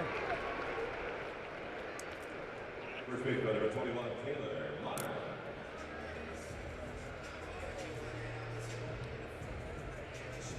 Here's Taylor Motter. Martez got the start, had trouble finding the strike zone. It was pulled after 2 innings. Motter walked and scored in that 2nd. Yeah, if you just tuned in and you look at the scoreboard and wonder why Martez is out of the ball game after only giving up 2 runs, it's because he's very lucky. 60+ pitches in 2 innings. And if it wasn't for an Angel Hernandez right call, wrong call, right call, he would have been taken out of this game and been responsible for even more. Think about it. He left the bases loaded in the 1st and got a fortuitous call at the plate on an out call at home. Fouled off the right side. No, it was about to get sideways on him real quick. Well, just the numbers alone, just the fact that he had to throw 63 pitches to finish 2 innings.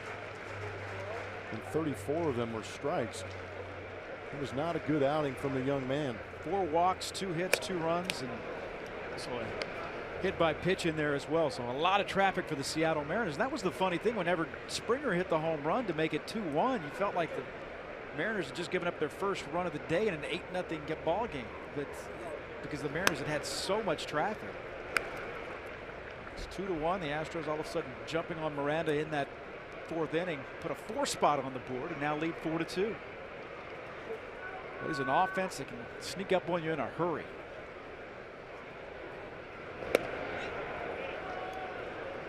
Off the plate, 3-2. It was a pretty good pitch. Thought so too. 2-2 count, didn't get the chase from Taylor Motter.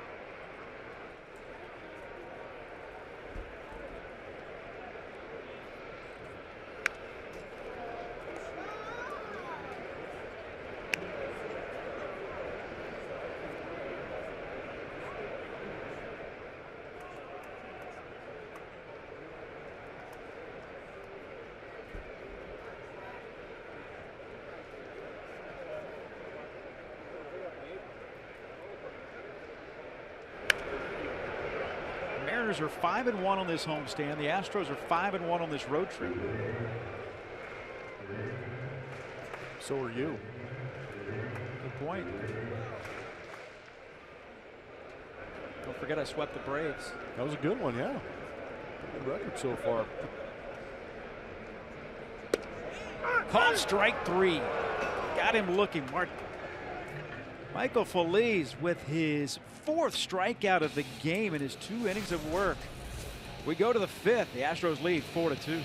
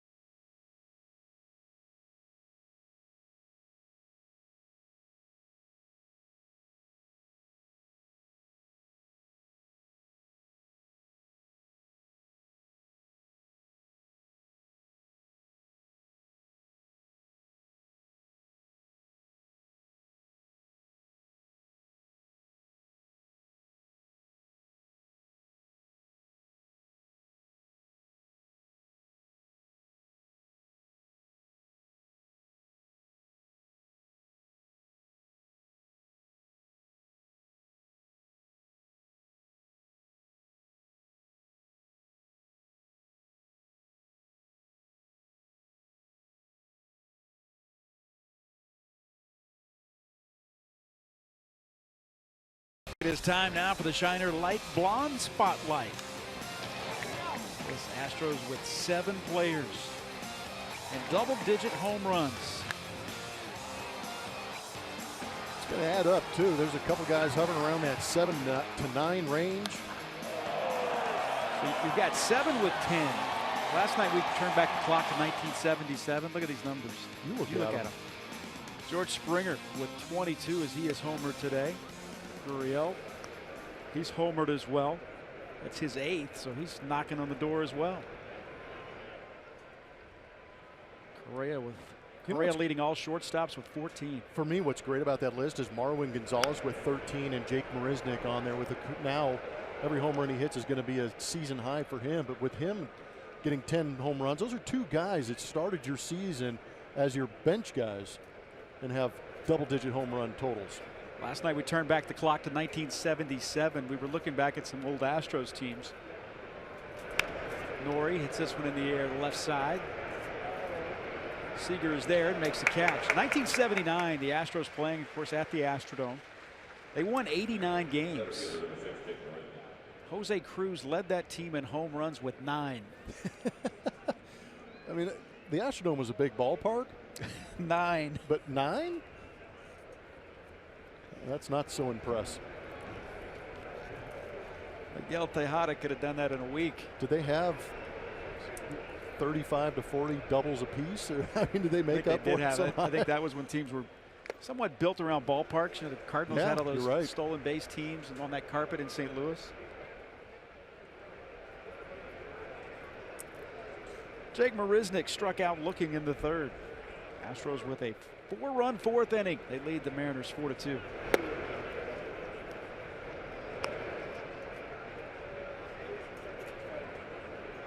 Not a lot of power, a lot of pitching on those teams. As J.R. Richard, that was before Nolan came to the Astros. That was the days of J.R. Richard, Kenny Forsch, Joe Niekro.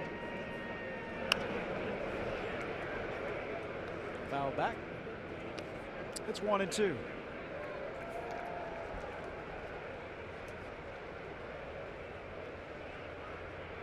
Jake has hit some long home runs. Did it on this road trip. The one in Oakland. The Astros have hit a couple long home runs today.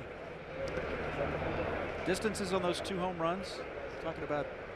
Yeah, that was 876 total feet on 2 home runs. George Springer hit his 456. And then backed up by Yuli's bomb at 420 feet. Yuli's was up there above the Edgar sign.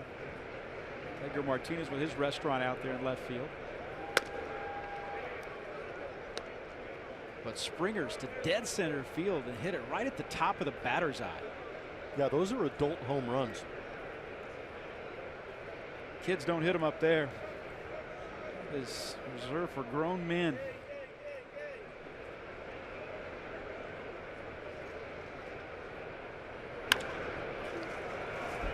We got in on Jake a little bit to right field.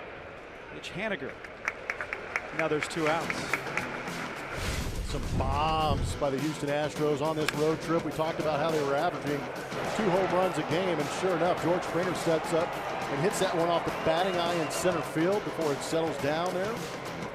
456 feet, and then it was Yuli Gurriel trying to get in on him. He pulls the hands in, and he knew it. Later,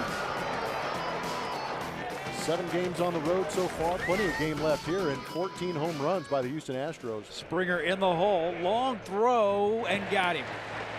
Good play by Segura.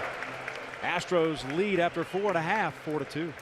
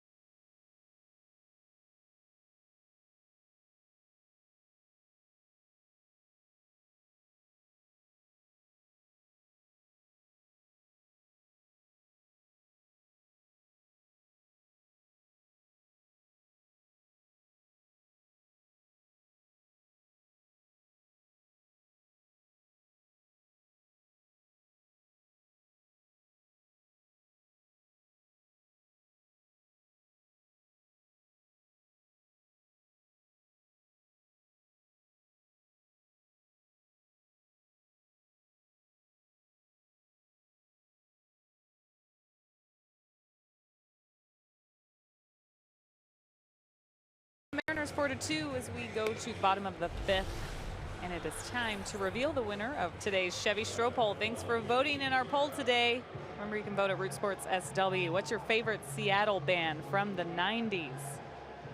Ooh, that's close. Nirvana beats Pearl Jam by 6%, 39%. Man, my friend Mike McCready is going to be so disappointed. Shocked.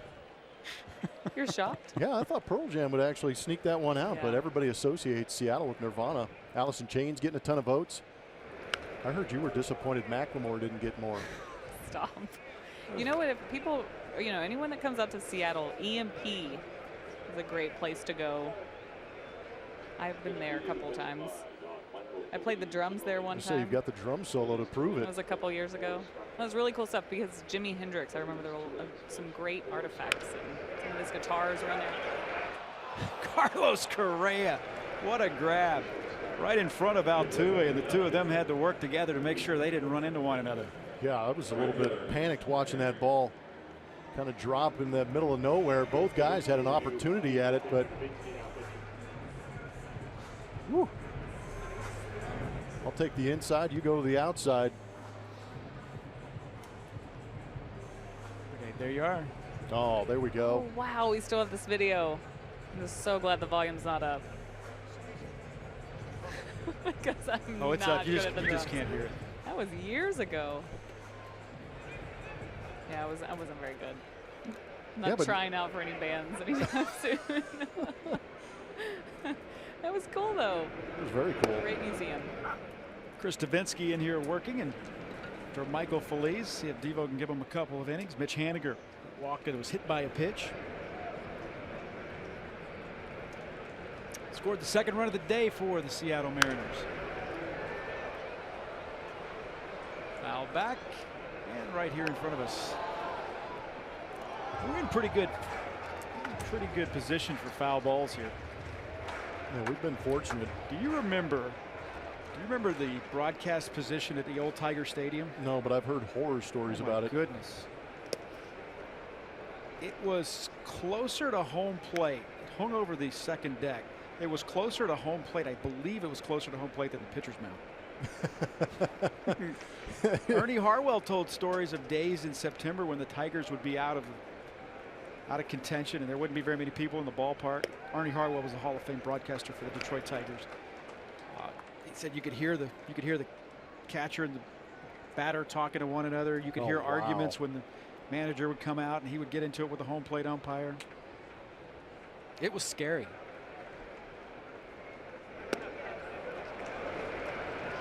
COD.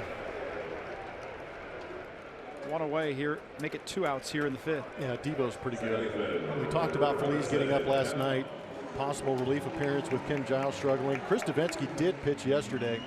Went an inning through 20 pitches. Be interesting to see how long he goes in this game. He's in a tough part of this order.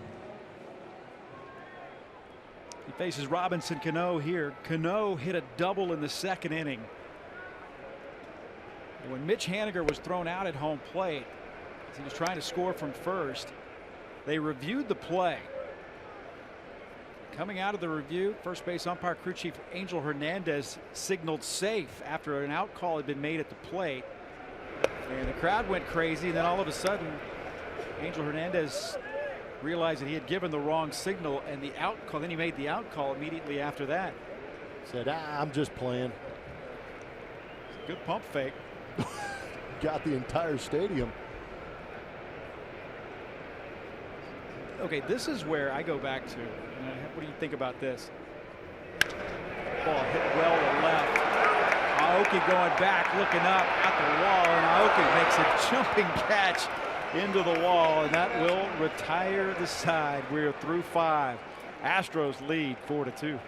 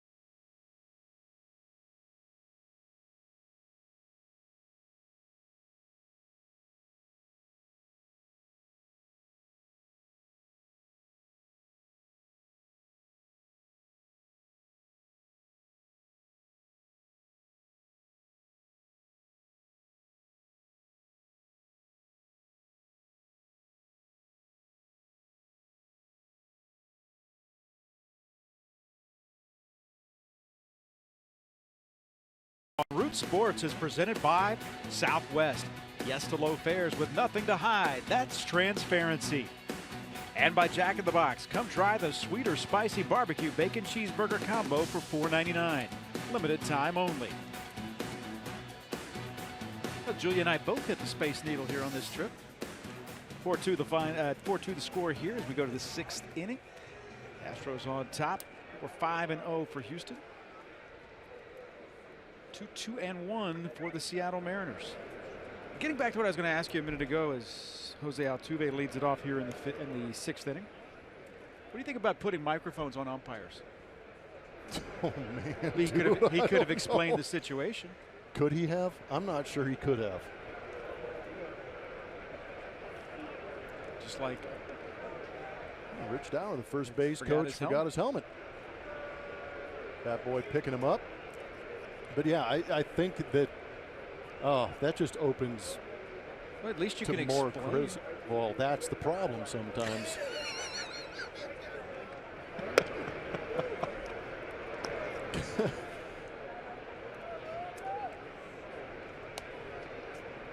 When we get emails from the league that explain whether or not the call stands and the reasoning. Altuve high in the air. Segura going back. High sky today here in Seattle, and there's one away. Yeah, if they read straight from the Major League Baseball email and said call stands, didn't have enough angles, yes, go for it. But I would really fear having to put an umpire on the microphone after that call. I know it doesn't happen all the time, but that would not have been good.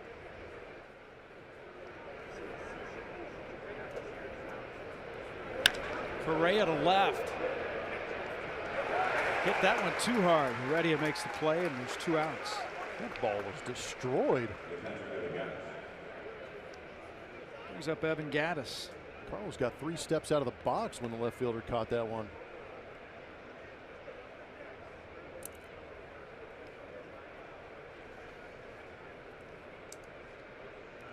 I bet they do that soon, though. I bet they put microphones on the crew chief so he can explain situations.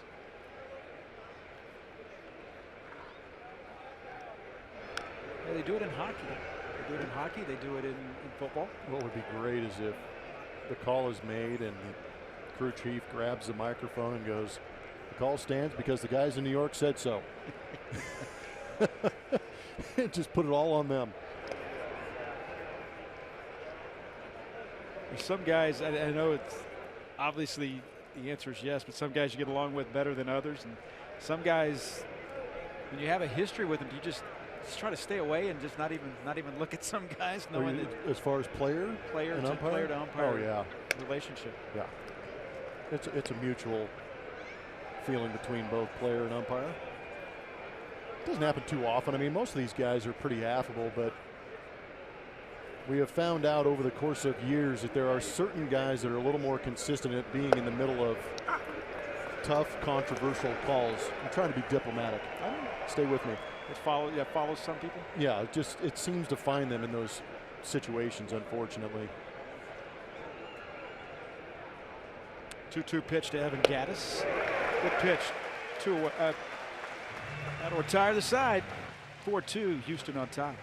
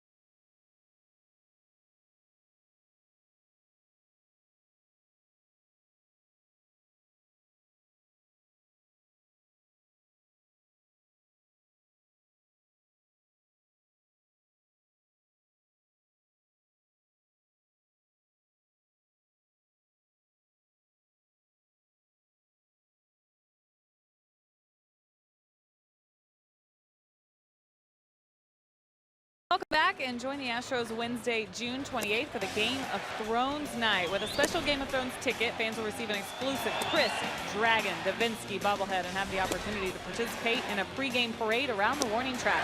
To buy your Game of Thrones night ticket, visit astros.com/Game of Thrones. Kevin? Any chance of getting one of those? Think we have any chance of getting one of those? Oh, no way. You're pretty important, but I think that I'm important, right? I didn't get. We found that out yesterday. You're kind of a big deal. I didn't get Father's Day socks. It's a ground ball.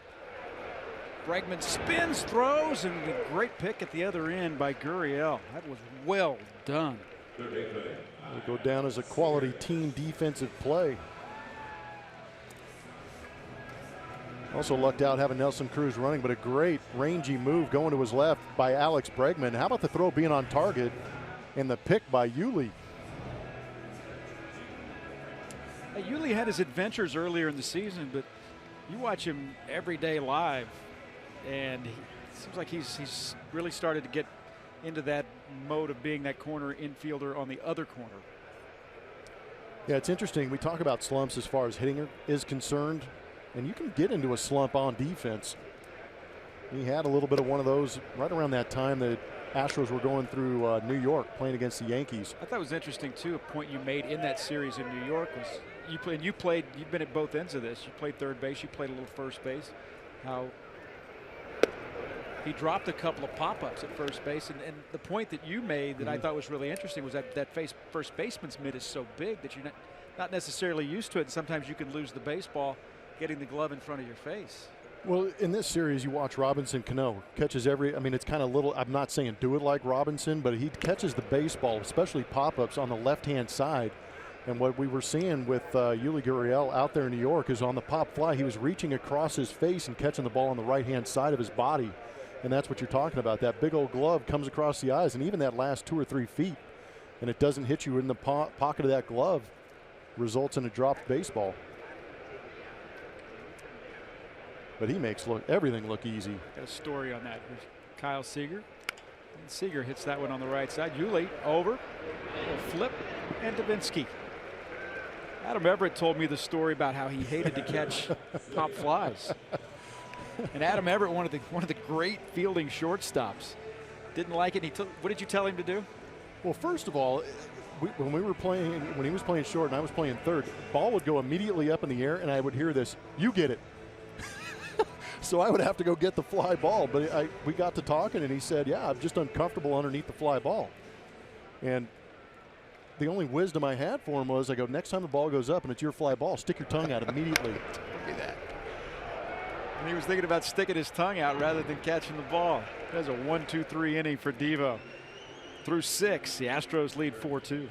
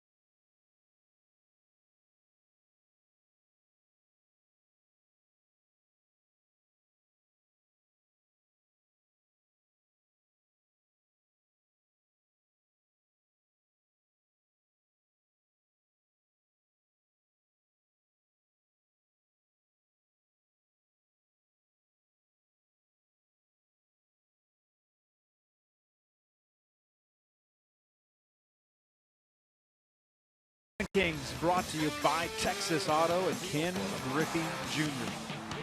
Right across the street where the Kingdome was, 630 career home runs, 6th on the all-time list. I believe that was #1 going to the opposite field. He had power to all fields. He was a legitimate 5-tool player with his speed, the arm. Look at Alex Rodriguez. Vince Coleman in that picture. 22 years. Look at the numbers he could have put up. You know, injury plagued towards the end of his career. 7-time Silver Slugger, 10 Gold Glove awards. You go back to the Kingdome days. The guy standing at the plate right now actually played in the Kingdome. He's one of 2 active players in Major League Baseball that are still playing. Bartolo Colon is the other guy that's played in the Kingdome. And he hits this one to left, but yanked it just a bit foul.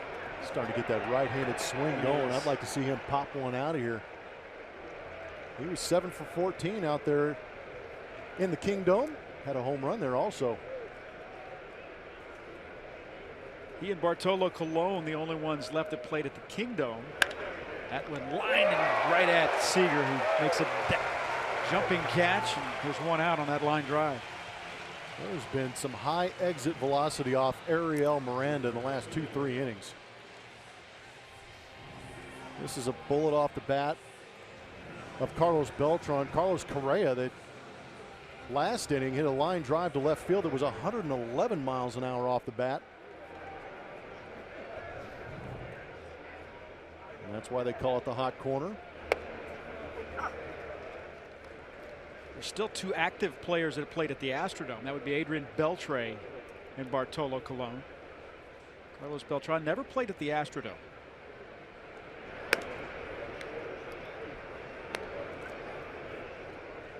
One ball and 1 strike to Yuli Gurriel. A 2-run home run, a blast to the upper deck in left field in the 4th inning.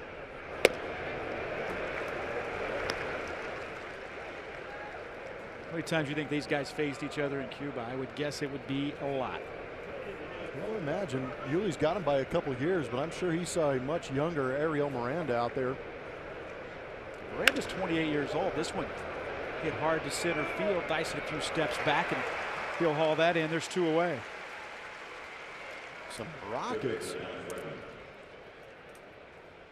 The lineup for Carlos Beltran was 104.6 off the bat.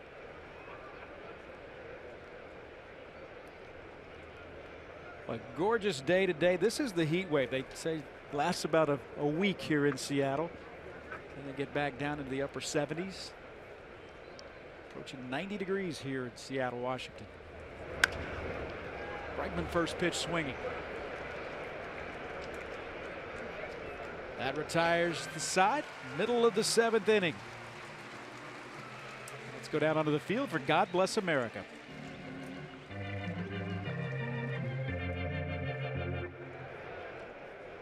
Before we sing Take Me Out to the Ball Game here on this Sunday, we ask that you please rise and direct your attention to the area behind home plate. Presenting God Bless America. Please welcome back from Olympia, Washington, James Geiger. God bless America, land that I love. Stand beside her and guide her through the night with the light from above. From the mountains to the prairies, to the oceans white with foam. God bless America, my home, sweet home.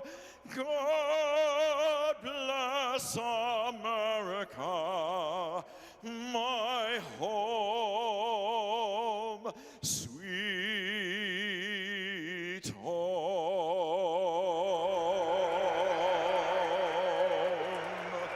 James Geiger, ladies and gentlemen.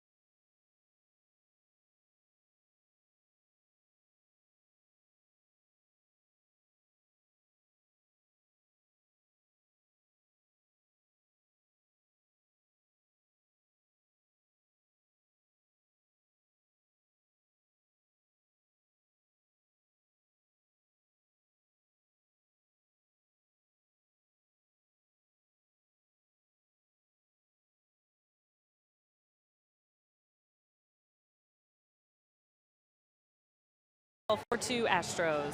It's time for Name That Astro, brought to you by your local Honda dealer. We give you 3 clues. You tweet us your best guess. Here are your clues. The 22nd round pick, number retired by an American League team, and there's a Texas connection. Good luck with those guesses. Real quick, guys, an update on Dallas Keuchel, who's been on the disabled list since June 5th with a neck discomfort. He's actually playing catch up to 120 feet now, but they've worked really hard to get him to progress without any sort of setbacks, and so all of that is going well. A.J. Hinch did say, though, they're getting to a point where they're going to have to make a decision about whether or not they can push him to get ready before the All-Star break. Right now it's kind of a gray area, and he said they haven't ruled him out completely for not coming back in the first half, but it is trending towards that just based on how many days are left between now and then. You just look at the math, look at the calendar.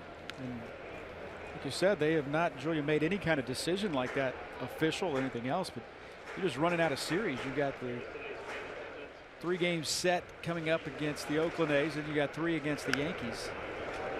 And you're looking at a 2-game road trip on to Atlanta and 4 in Toronto, and that's it before the break. 12 games after today's game, before that All-Star break. You just saw Francis Martez give you 2 innings of work. You try not to be emotional about it. You try and be logical about it because you want 100% Dallas Keuchel when you finish off this season. By the way, that was a good play by Bregman. Gerard Dyson running down the first base line.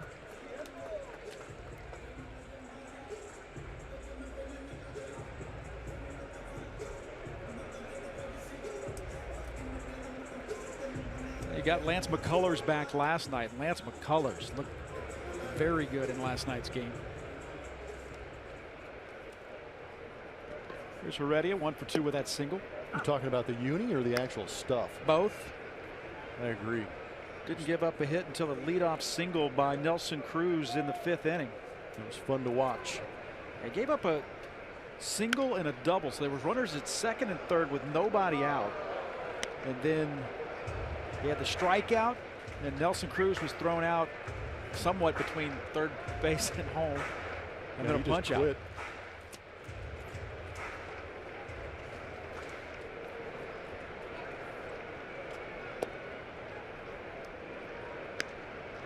Colors went 5 innings last night, 1 earned, 4 hits, struck out 8.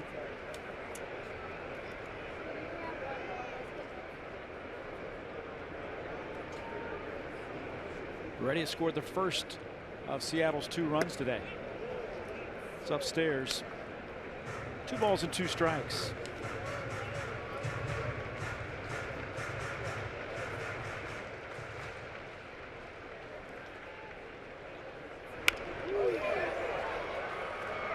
Out to Altuve. Close play, and now Gurriel couldn't pull it in. Ball throw was a little bit high. See how they score this one. I believe it's going to be an E4. Heredia was getting down the line. I think Altuve didn't realize the ball was hit softly anyway.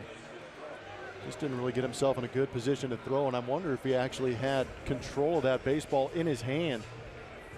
Heredia got blown up. You can see the feet got a little sedentary. I just wonder, see if he got a good grip on it. Almost didn't look like he got a good grip on it. Got Chris Davinsky going out there trying to give you 3 strong innings. You like to see him be rewarded for making a good pitch to Heredia. That is the first base runner the Astros bullpen has allowed today.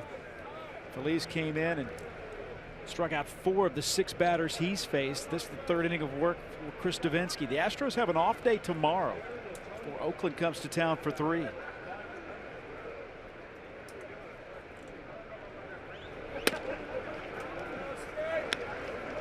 A ball and a strike to Taylor Motter. Motter, the number 9 hitter in the lineup. Walked and scored in the 2nd. Struck out looking in the 4th against Phillies.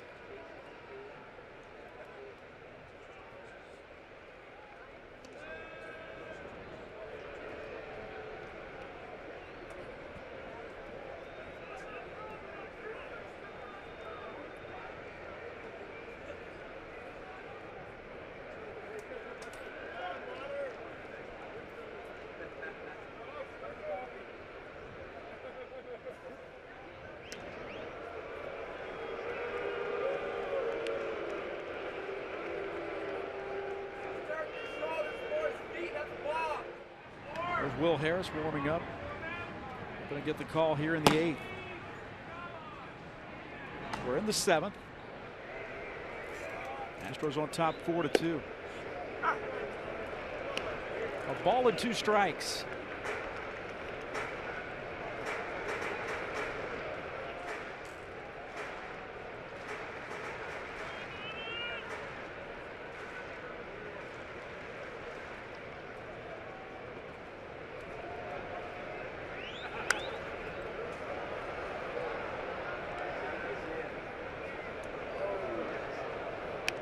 Astros scored all 4 of their runs in the 4th inning. Springer led it off with a solo home run. Altuve reached on a single, went to second on an E1. And Correa with an RBI double. And Yuli Gurriel with 2 outs unloaded a 2-run homer and made it 4-2.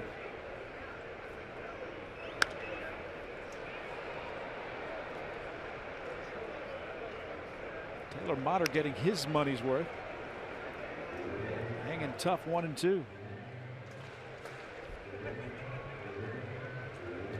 Devo threw 20 pitches last night. This will be his 31st today.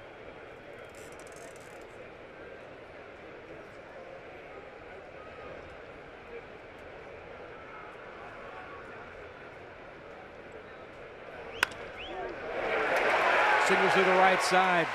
Runners at first and second with 1 out.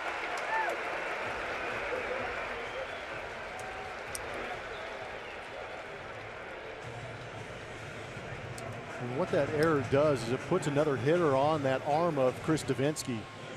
I think that's what A.J. Hinch is trying to calculate right here, is how many pitches does he want Chris Davinsky to go out there and get. We did see Will Harris getting loose out there in that bullpen. Talked about Davinsky throwing 20 pitches last night, back-to-back days, going extensively. We haven't seen Chris Davinsky throw 2 innings plus. Last time he did that was May 30th. And again, early on, getting abused a little bit, going 4-inning outings back-to-back to start out this season. But the way he's been pitching, he's been moved back a little bit into this bullpen, pitching later in games. But with Martez coming out after 2 innings, that bullpen has been asked to do some things they haven't done in a while. Leadoff man Gene Segura with 1 out, strike 1. A mistake. Still gets a swing and miss.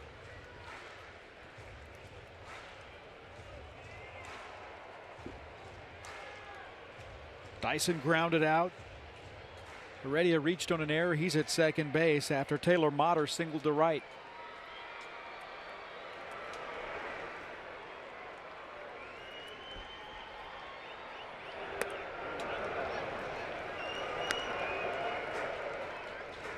Good late movement. A little bit of a slider maybe from Chris Davinsky.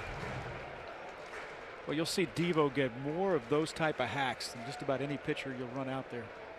There was a lot of his off-speed pitches look like strikes for so long, and that's what makes it tough. By the time you commit, they're starting to break down out of the zone or way off the plate. Just missed upstairs 1-2. But again, maybe fatigue setting in a little bit, missing up in the zone. Got the chase on the first 2 pitches. But you usually see Chris Davinsky finishing those pitches down in the zone, but an opportunity to come back right here, either to get the ground ball or the punch out. It's a pretty good take by Segura.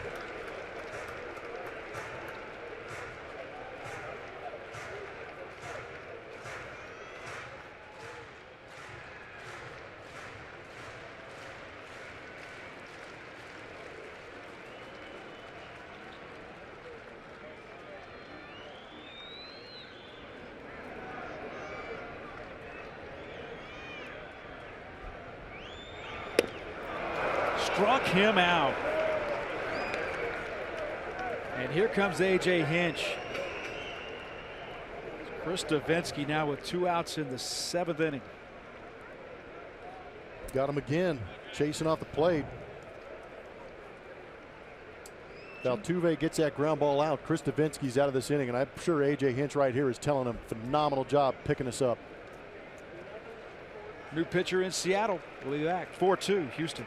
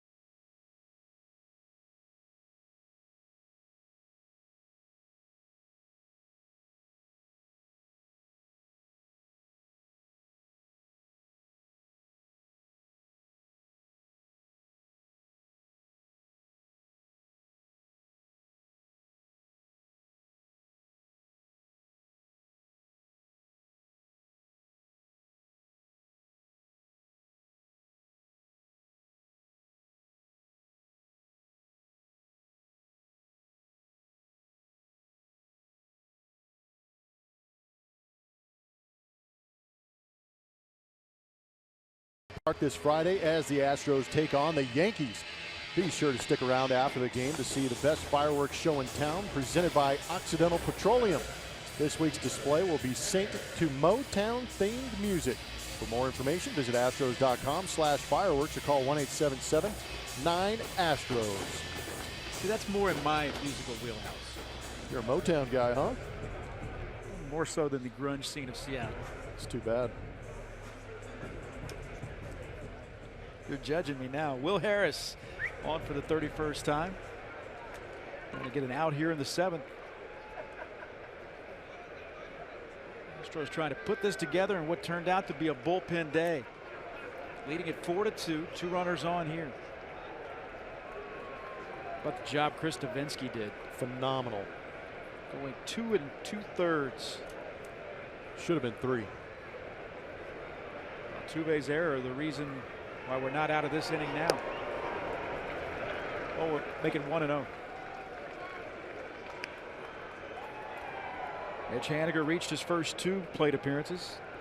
Walked in the first, hit by a pitch in the second. Struck out in the 5th. Heredia reached on Altuve's error.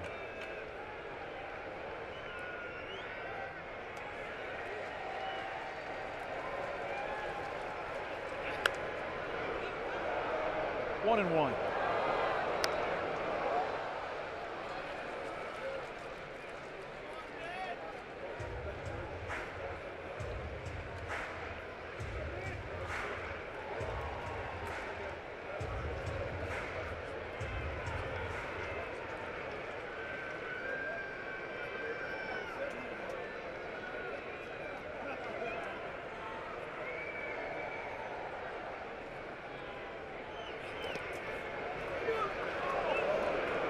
He may have had a throw down at second base. Yeah, but he came up anticipating that throw to third base. Herrera getting a little, Heredia, I apologize, is getting a little frisky out there at second base. He picked it up. He immediately looked at third and kind of cranked his arm back. If he had thrown to second, they'd have had Heredia, but foot. Easy.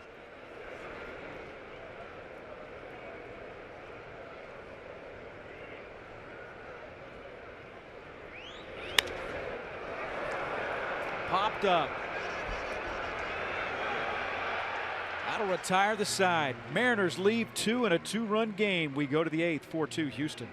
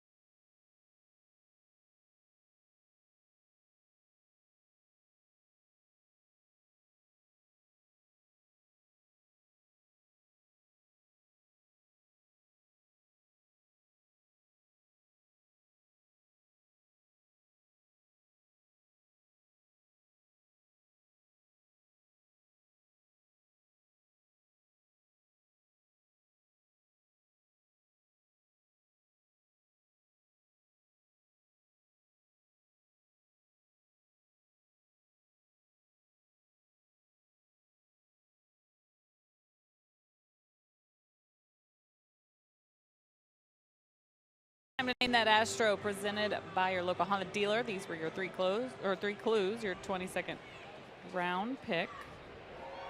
Texas connection. Retired by the Yankees, Andy Pettit. Deer Park Deer. It's a good one. Lance Berkman's pitching coach now. Second Baptist. Also a Sanjak Gator. Oh, that's a good one too. There's some quality talent coming out of there. Astros on top 4-2. In the top of the 8th inning. Ariel Miranda working his 8th inning here for the Seattle Mariners. He's made a couple of mistakes. The Astros have jumped all over those. Yeah, but it's the pitch total. And a couple that the Astros did jump on and hit it out of the ballpark and square up account for some of those runs. But at the same time, he's made some loud outs. Segura goes back. Heredia comes in. Segura will take that one. Got a good question on Twitter from Chris. It says you only get to see one pitch during the whole game, Rivera's cutter or Devo's changeup. As a hitter, I'd have to say, as a hitter, I'd want to see the changeup. The cutter was nasty. But if I'm a manager and I've got to go out there and ask a guy to go out there and get an out with either that cutter or the changeup, I'm going to ask for Mariano Rivera. And the only reason I say that now is because that track record, 652 saves for Mariano Rivera. Although Devo's changeup is great, and if you want to compare him to somebody, also an ex-teammate of mine and the number 2 guy on that saves list is Trevor Hoffman, who made a career out of being a great closer with that changeup. Great comparison. We got to take a break. Pitching change here in Seattle. We'll come back. 4-2 Astros.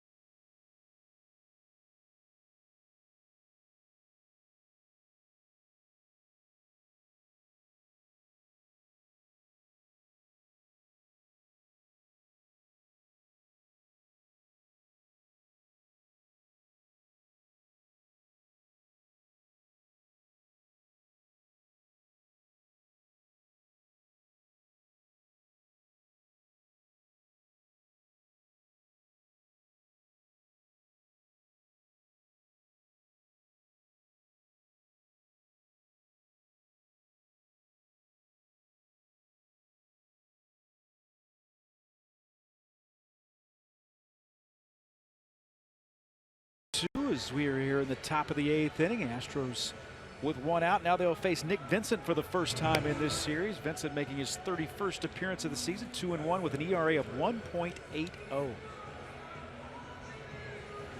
Pretty healthy chin fuzz on the face of Nick Vincent. He's going to come at you with 4 pitches, right around 90 miles an hour with that fastball. Also has a changeup, curveball, cut fastball. Pretty healthy. Yeah, that's strong to quite strong.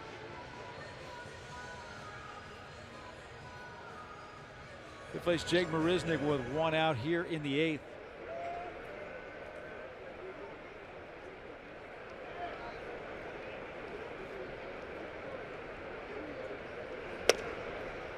It's off the plate, 1-0. Astros bullpen today has allowed just 1 hit in 5 innings of work.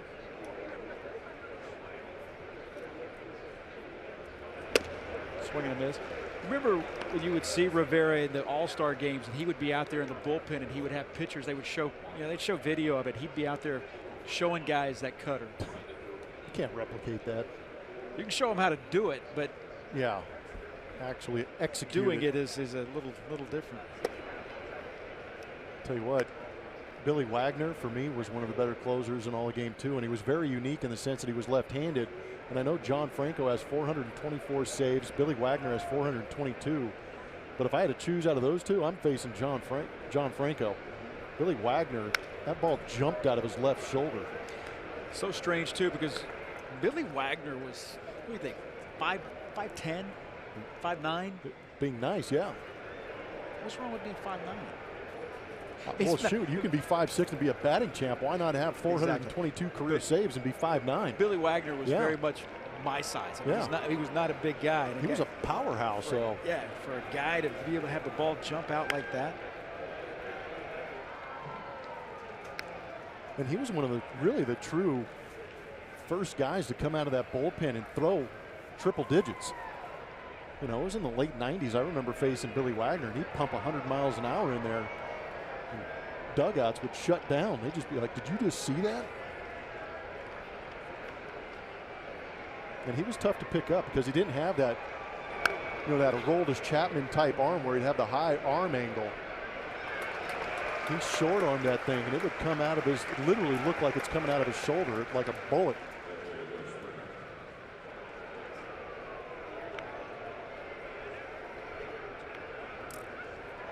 And what you just said, too, about some guys, you've heard the story, some guys throw 98 and it looks 93 because you see it well. He was a guy that threw 101 and it looked 101. Yeah, every mile per hour of 101. I think Billy is back in Virginia. He's coaching his son's high school teams. He's an interesting follow on Twitter, too. I don't know what his handle is directly, but every once in a while you get a quick instructional video from Billy Wagner. He was one of the more vocal guys in the clubhouse, too. Loved playing behind him. You know, Billy Wagner grew up right-handed, broke his arm as a kid, and started throwing rocks with his left hand. Next thing you know, he was left-handed. He was a good guy, an interesting guy.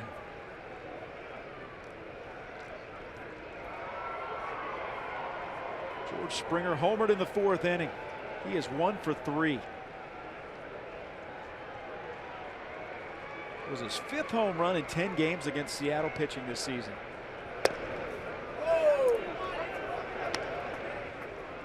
Hit it to dead center field off the top of the batter's eye.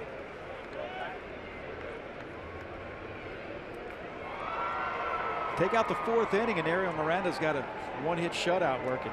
Instead, Astros had 4 hits, 4 runs on 4 hits in the 4th inning. One was that home run from Springer, the other one a 2-run homer from Yuli Gurriel. Ooh, George did not like the call. You see why. 3-1.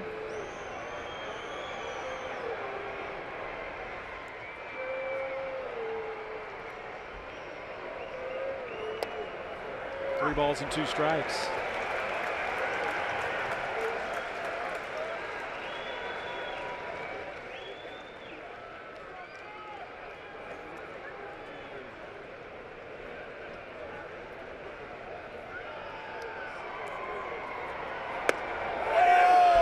Walked him.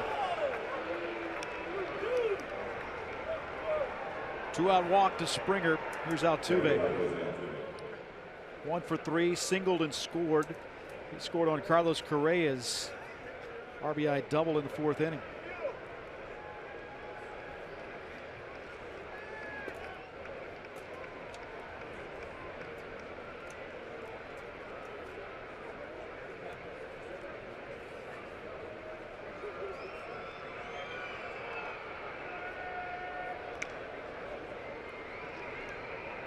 Vincent looking to keep him close.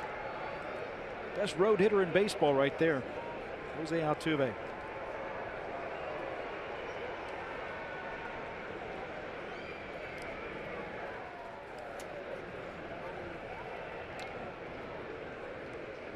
Tell you what, Nick Vincent's going to make real sure that George Springer doesn't get that first stolen base of the season.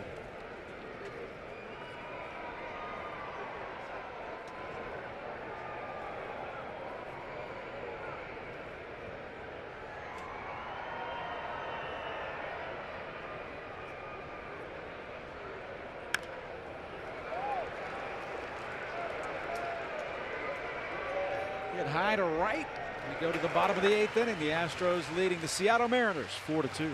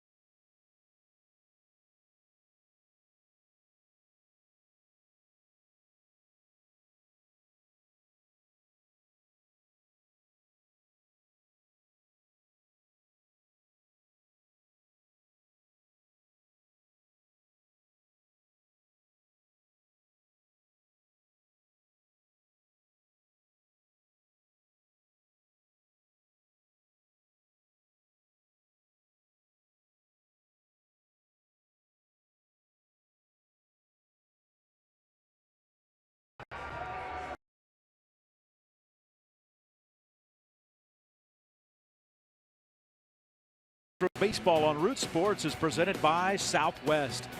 Yes to low fares with nothing to hide. That's transparency.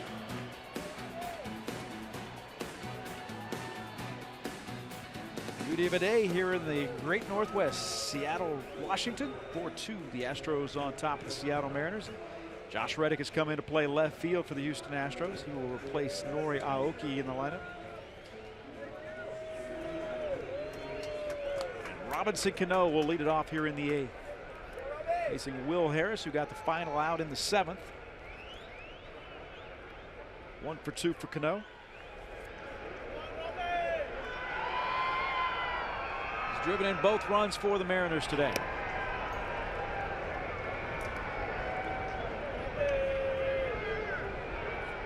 Cano with a 2-run double and what looked like a 3-run double, but 2-run double in the 2nd inning.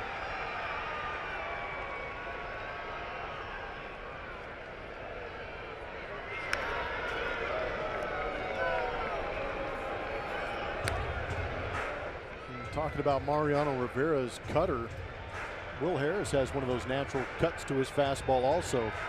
Doesn't throw it quite as firm as Mariano, but still an effective pitch with that late last second little cut to it in on the hands of left-handed hitters. Will Harris, a guy who had bounced around just a little bit, but man, he found his success, really his first success in the big leagues here as a Houston Astro. Waiver claim. Was it Arizona? I believe so. For a strike. Interestingly enough, I was last Sunday, it was the Sunday before last, we had the college baseball coach at Lamar University from Beaumont. We had him on our pregame show. He was a college teammate of Will Harris. I was talking about Will Harris and how good of a hitter he was. Really? Will Harris played third base a little bit at LSU. Well, I know he can hit the golf ball. I didn't realize he was an offensive threat. Oriel goes down to a knee, able to block it. He will flip it over to Will Harris, and there's one out in the 8th inning. I don't get talked about much, but that was a good play by Yuli. Yes, it was.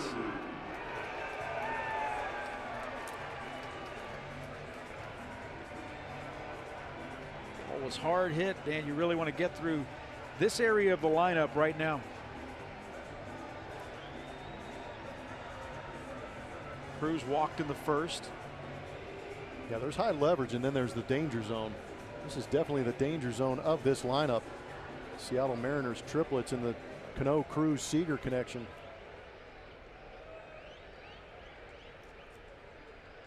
Giles stretching in the bullpen right now.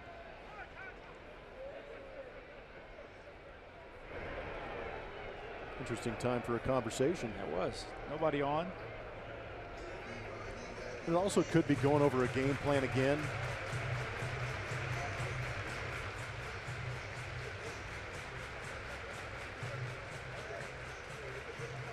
And there is a set game plan that teams do go out there and attack these guys with, but at the same time, you've got to adjust to the pitcher that's on the mound too, what he's feeling comfortable with.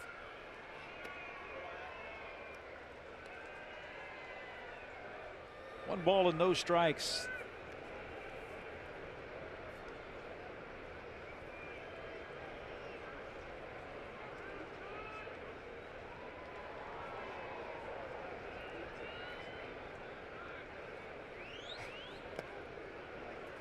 Two and up. A couple of nasty breaking balls, but this early in the count, easy for a hitter like Nelson Cruz to lay off. Usually those pitches are a little more suited towards two-strike counts where you got the hitter on defense.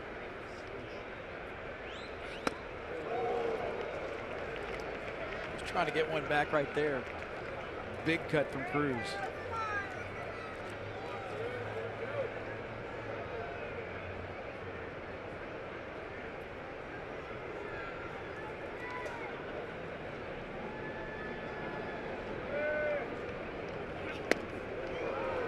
Two balls and two strikes.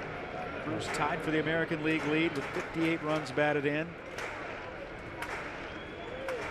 Will Harris, like a lot of these Astro relievers, in his second inning of work. They'll look for a ninth inning out of that guy, Ken Giles.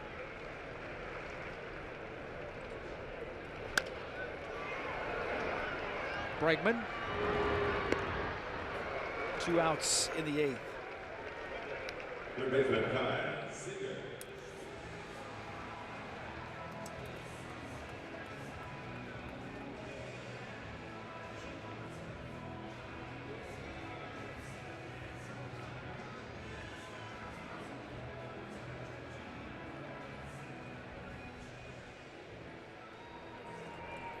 Kyle Seager is 0 for 3. He struck out his first 2 at bats.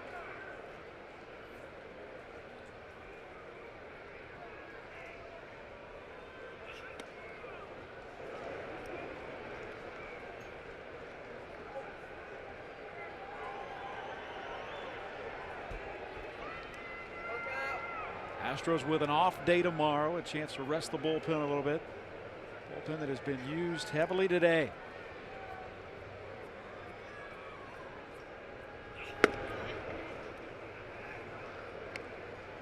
Martez started, he went 2. Michael Feliz came in, he went 2.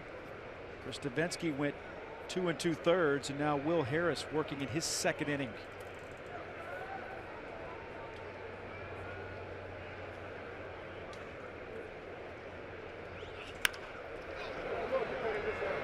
Gurriel, that'll retire the side. We go to the 9th. The Astros on top, 4-2.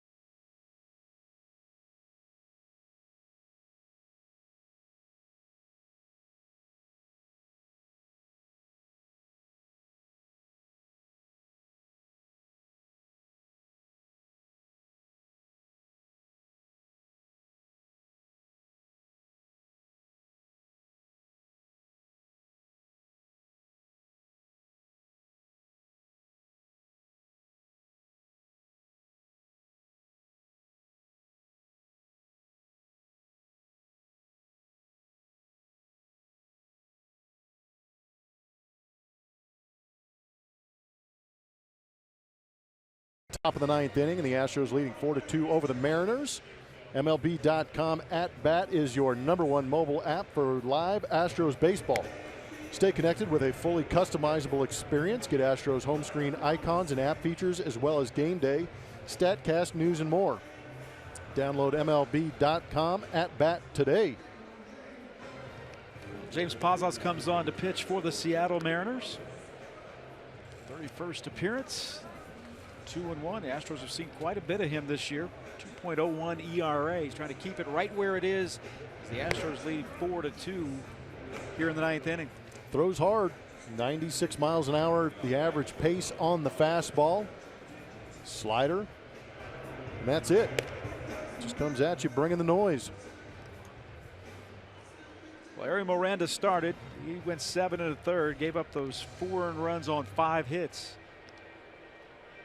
One of those runs driven in by that man, Carlos Correa, an RBI double for Correa. That was in the 4th inning.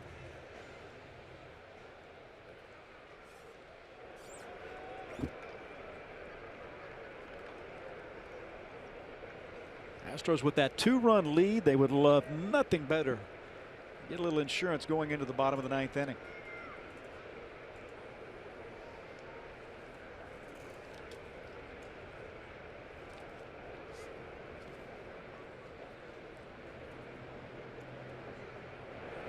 Look out.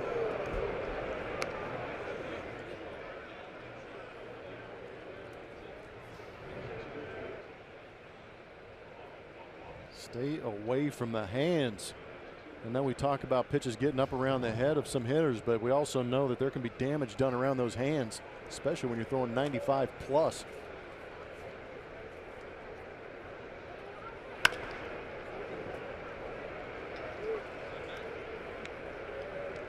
Correa hit a ball really hard in the 6th inning as well. Line drive right at the left fielder.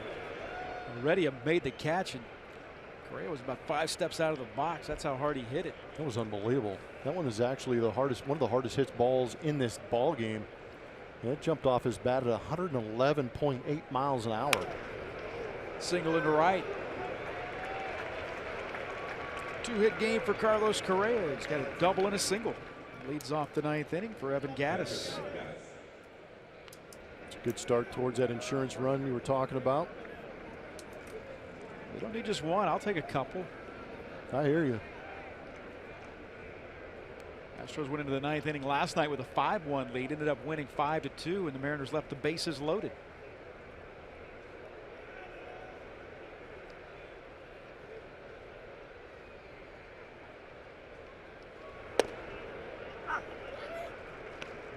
Ahead of Gattis, 0-1. Evan is 0 for 3, struck out in the 6th inning, his last at bat.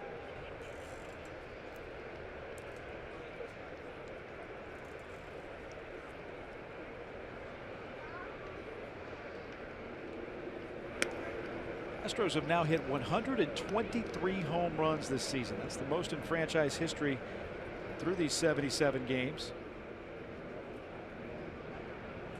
17 straight road games the Astros have left the yard.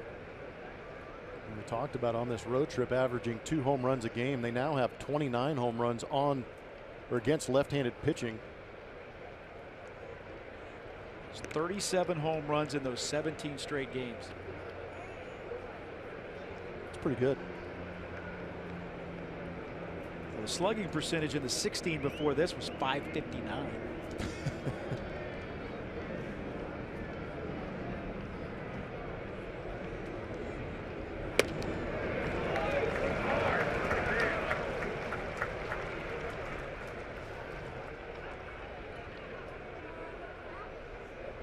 Gattis usually squares up that high cheese. Might be a little bit below his kill zone.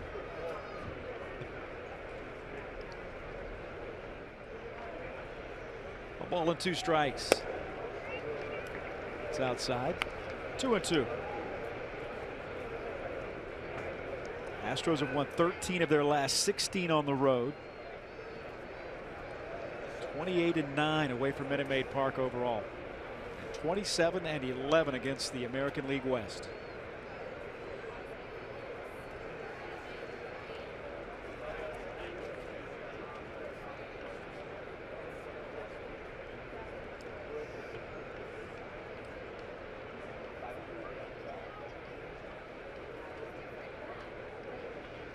Correa gets back. Numbers on Correa, too, is leading All-American League shortstop. Runs scored, runs batted in, walks, slugging percentage, OPS, and tied for the lead with 14 home runs among shortstops.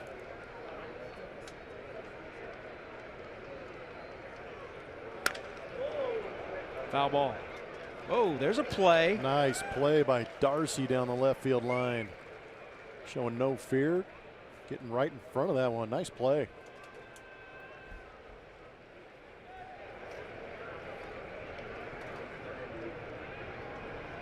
Trying not to smile. Yeah, no big deal, huh? You see? Make a play, hair flip, ready to go.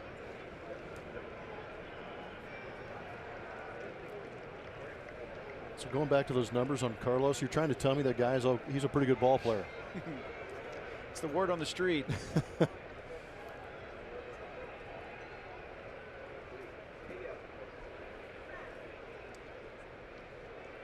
2-2 to Gaddis. Gaddis rifled to left. See ya. Second upper tank home run of the day for the Astros, and Evan Gaddis extends the Astros lead. It's in his comfort zone up here in the great Northwest amongst all the evergreens and sequoias and redwoods, and he laid the wood on that one. Last home run was 36 ABs ago, and this one was destroyed. I'd say show your palo if you had any. Wow, get the head out. It was pummeled. Middle.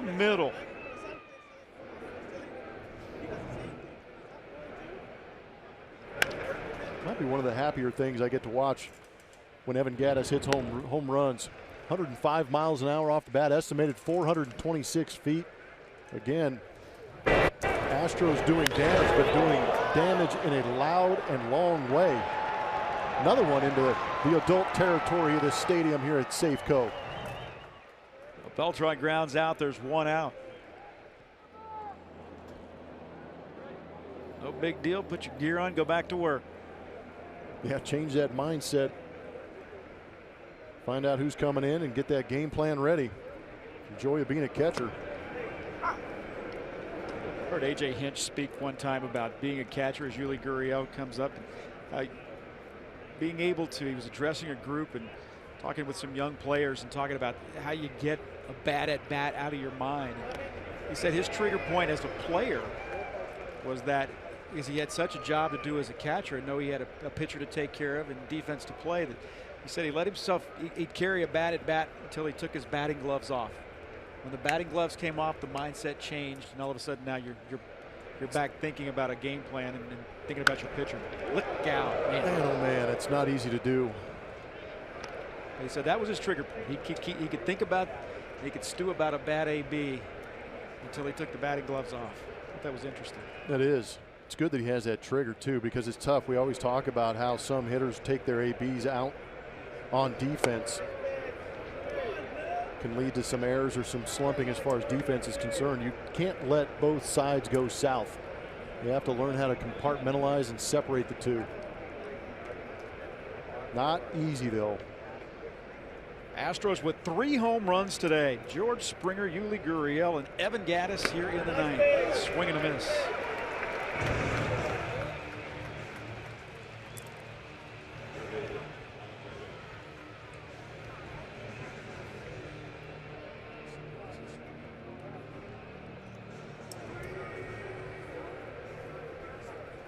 Here's Bregman 1 for 3.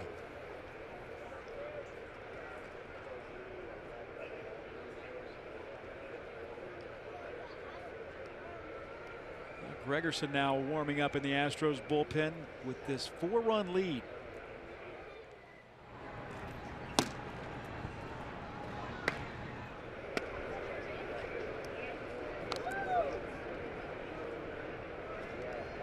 Gregerson pitched 2/3 of an inning yesterday and allowed a hit.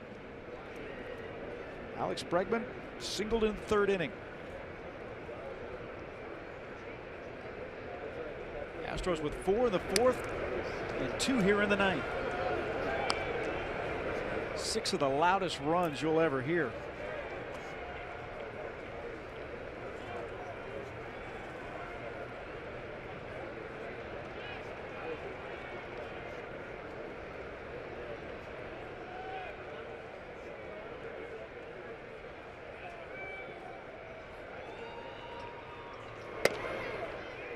10th meeting of the season between the Astros and Mariners. Houston has won 6 of the first 9. They have a 6-2 lead in the 9th.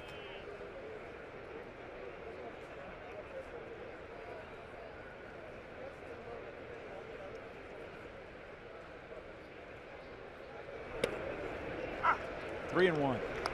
Astros have played well in this ballpark historically. Overall, the Astros are 27-8 here at Safeco Field. That's been the one consistent, even through 13 and 14, when the Astros were playing not so good baseball, is that they had a tendency to make this ballpark look small, which is not easy for ball clubs to do. At 51 wins, the Astros have reached their win total from 2013. That was my first year of broadcasting professional baseball, and that is unbelievable. 51 and 111. Looking for win number 52 today.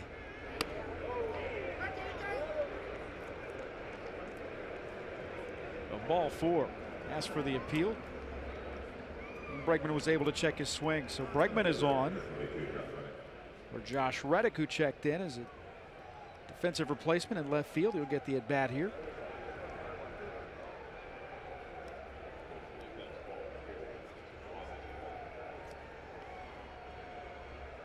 Some woo birds out here in Seattle for Josh Reddick. They are following him. Bregman goes. And he'll steal the base. Stolen base for Alex Bregman.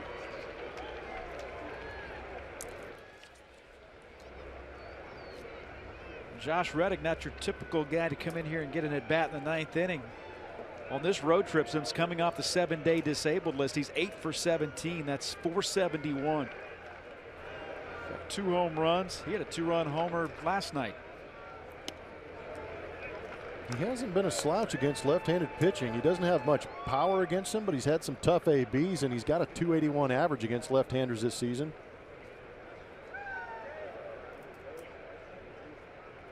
Yeah, you think about before this year, he was a career .218 hitter against lefties.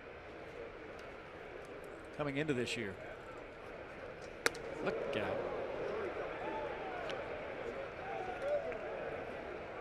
Two and 1.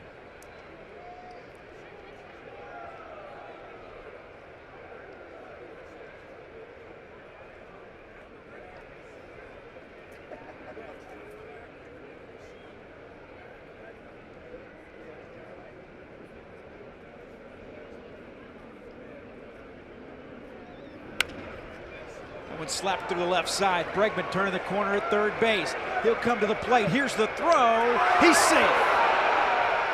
And Reddick will go into second base. The Astros lead at 7-2. RBI single Reddick. Bregman scores and the Astros have a 5-run lead. Ho-hum, another 2-out RBI. And another 3-run 9th inning. Scoring runs late. Josh Reddick putting together phenomenal ABs against left-handed pitching. This was an absolute seed out of the hand of Heredia, and just completely boxed by Zunino. Thankfully for the Houston Astros, because if he catches that, he puts the tag on Alex Bregman. That ball getting away also allowed Reddick to get into second base. Second error of the game committed by the Mariners, allowing Reddick to advance.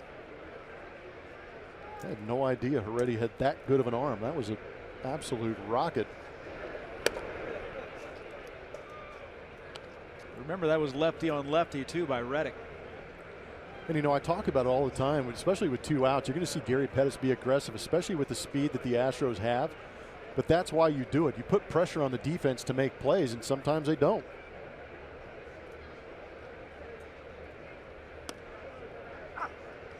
One ball and a strike.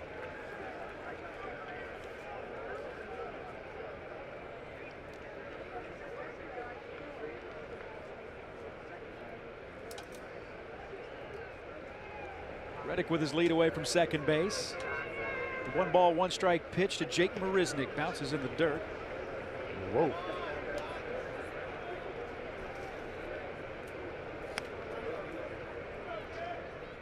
Two things right there. I'm not sure how Zunino blocked it, and I'm not sure how Jake got out of the way. Thought you were going to say how he could have thrown a 55-foot pitch. Check the ball for grass stains every once in a while.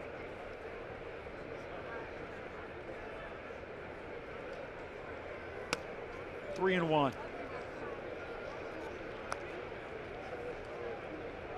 Astros with a 3-run ninth. Lead 7-2.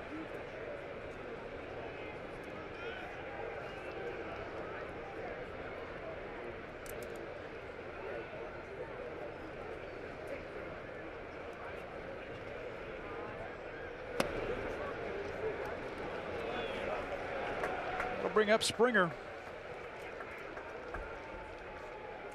It's also going to bring out the pitching coach, Mel Stottlemyre, have a chat with Pazos.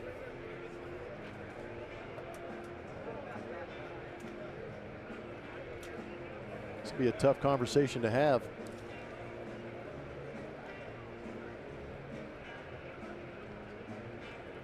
What is it about late inning games? Is it do you bear down? Do you start to focus more? I mean, you're not exactly facing bad bullpens. You're facing guys that are throwing harder in the late innings like this. Guys specialized to get you out in late innings. That's what's amazing to me is later in ball games, you're facing good bullpens, you're facing okay bullpens, you're facing bad bullpens.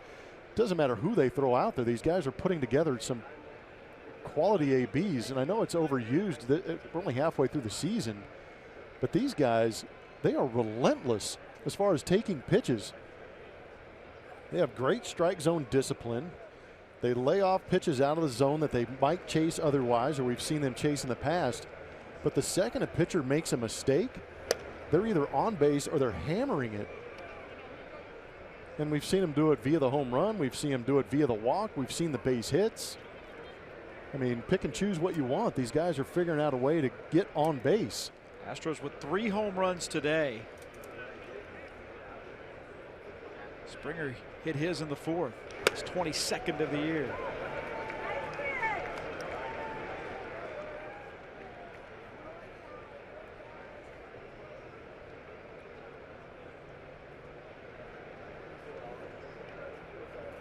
Springer's hit his 22nd, Gaddis has hit his 5th, and Yuli Gurriel has hit his 8th. You know, focus is one thing, but I also think there's got to be a little bit of a streak going through these guys that says that they refuse to be beaten. It's just an extra gear. Because, you know, through the, you're going to go through stretches where you're hot as a team and you're going to beat guys around, but we're almost into July, and the numbers these guys are putting up late in ball games. So you're going to have a skill set and a mentality. Yeah, it's beyond a hot streak or a trend. It's what's next after that? A habit? It's turning into that. Or it could be just being what you are here in 2017 for this team. Well, for some of these guys, it could be coming into their own. Springer, Correa, Altuve continuing to do what he does, but Springer and Correa are the two that jump out to me. Alex Bregman even has very good numbers with runners in scoring position, especially with 2 outs. That one gets away. That was off the shin guard, I believe. Reddick will stop at third base. So both runners advance.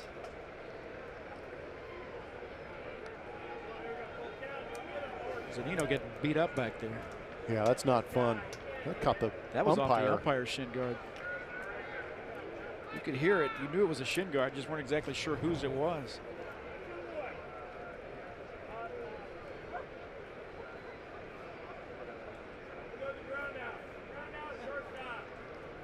And even when the Astros are behind in some of these games, they come back because they don't downshift and just cruise through games. They continue to shift up. Reached for that one and fouled it into the seats. That's borderline. You see George turning around talking to Lance Barksdale. Where did you have that? Is that on the edge? And Lance may have given him, you know, that is borderline. But a good idea to protect.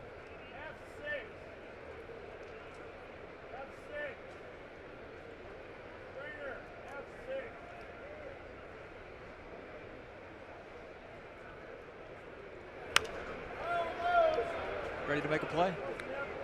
They have been. We've had a couple of opportunities, but nothing in the booth yet. Anaheim's a place where you got to be alert, and Boston. I think this one too, though, is you're in pretty good position right here. We're just set further back, a little bit further back, which is okay. Todd Callis will be back with you coming up on Tuesday when the A's come to town.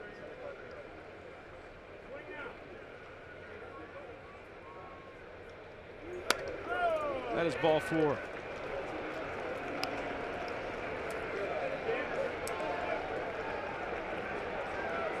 Bases are loaded here in the 9th, and Jose Altuve will be the 9th man to come to the plate, but first Scott Service is going to make a pitching change.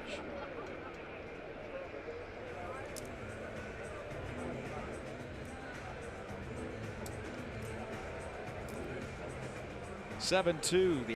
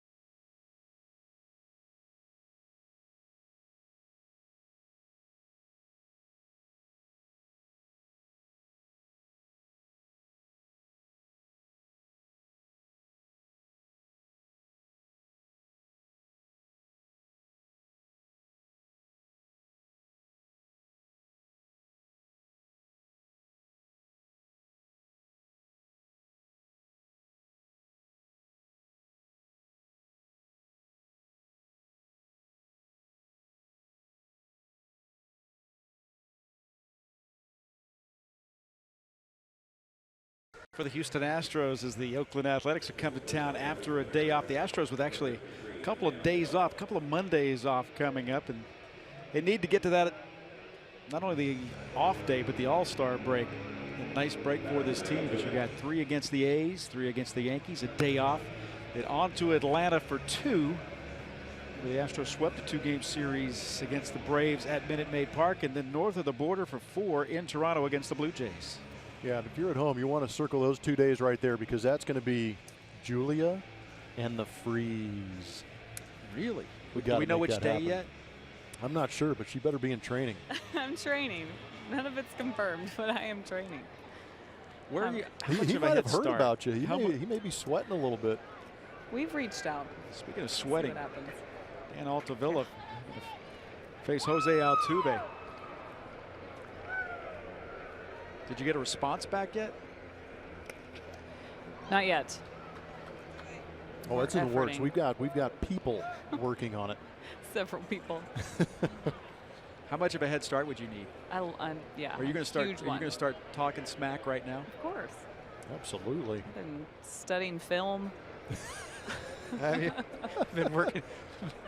Seeing what works. Working on your stride with a running coach. Yeah, I think I have an idea.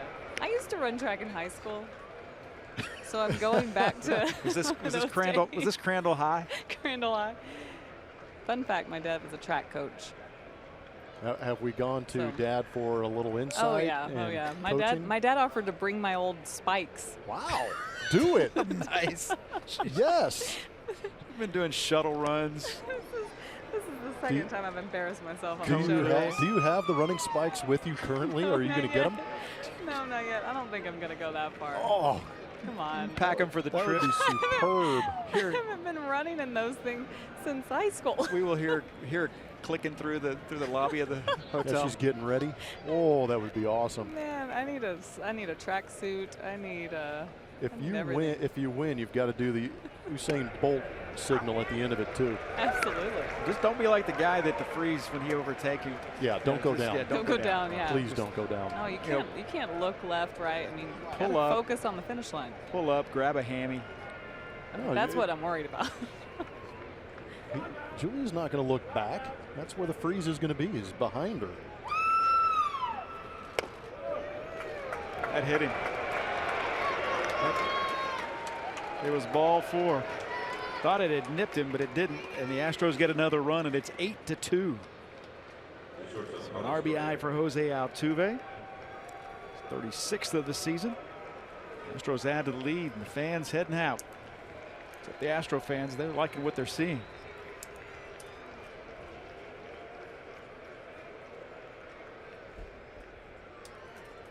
Carlos Correa's second at bat of the inning. He singled and scored here in the 9th. 10th spot to bat.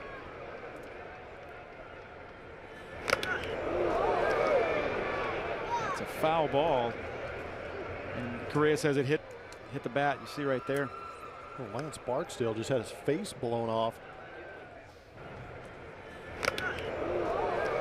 It squared him up. Yes, it did. Everybody needs just a second to exhale after that one. Yeah, regroup. Talk about Brian McCann going on the concussion DL. Umpires are also back there in the line of fire.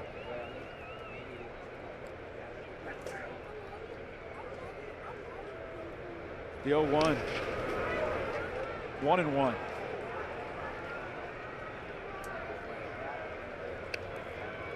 Carlos led off this inning with a hit to right field.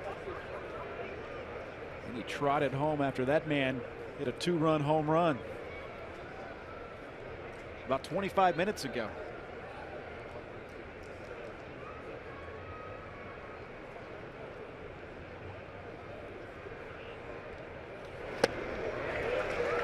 It's a swing and a miss. This is where the experience of a guy like Luke Gregerson in the bullpen has to pay off, because you can't get your motor running too fast with a long inning like this. You got to pace yourself. He's been out there warming up for a while.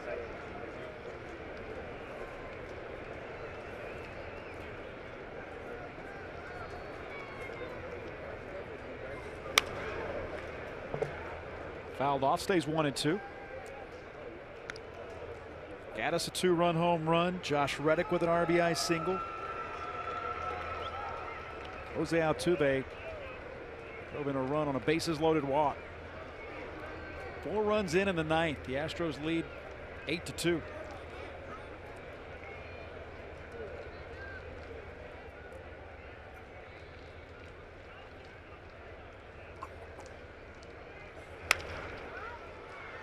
Hit to Cano.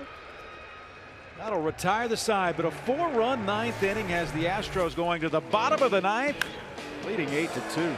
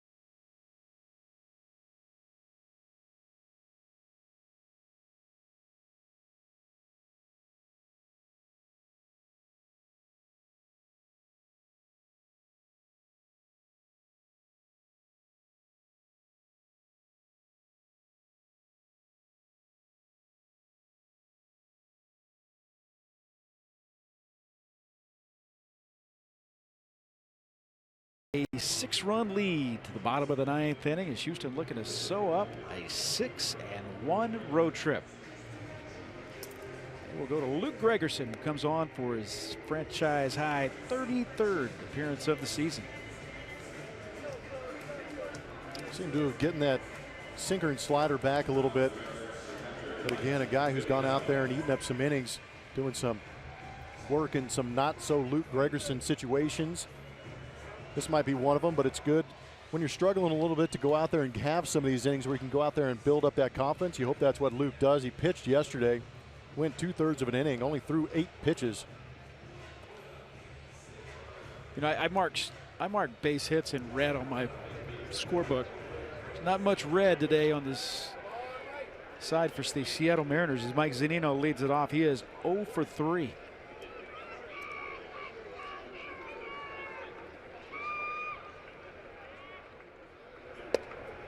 Strike one to Mike Zunino. Yeah, those 2 runs that they did score were in that second inning, but it was after Martez battled through 3 walks in the first inning, then a hit by pitch, a double and a single led to those runs. It's a good pitch. Yes, it was. 1-1. Everybody thought so except for Lance Barksdale. Now Martez walked the bases loaded in the first inning. Fouled off on the right side. After walking the bases loaded in the first inning, the Mariners stranded 3. And he loaded them up in the second, and Robinson Cano hit a 2-run double. There's confusion on the replay call at home plate on the what would have been Mitch Haniger, who was ended up thrown out at home plate. Angel Hernandez, they called him out. Angel Hernandez, the crew chief, took the signal from New York and said safe. Or said, then he goes, no, no, out. So safe is the new out.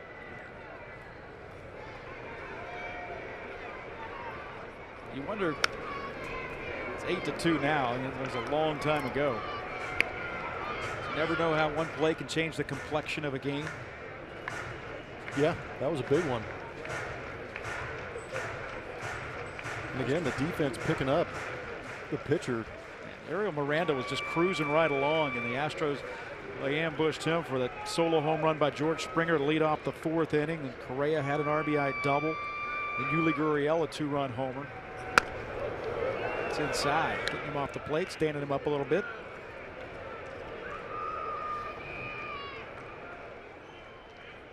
A little arm side run. Keep your feet moving. 3-2 from Gregerson. Strike 3 call. 1 out of the 9th. Nicely done.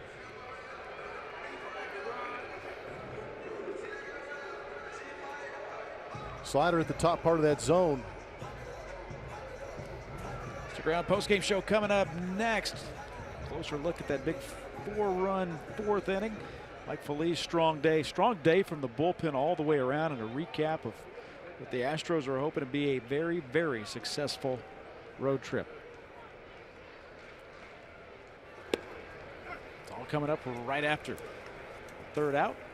Astros leading this one 8-2 with 1 out here in the bottom of the 9th inning for Jarrod Dyson.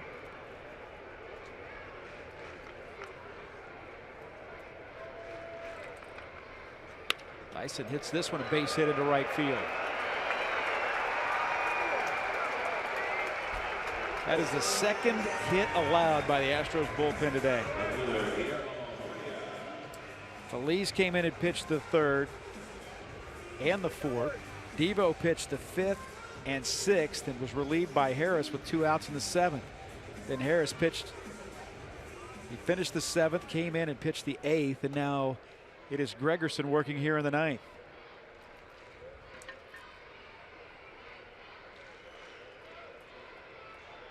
Heredia is 0 for 3.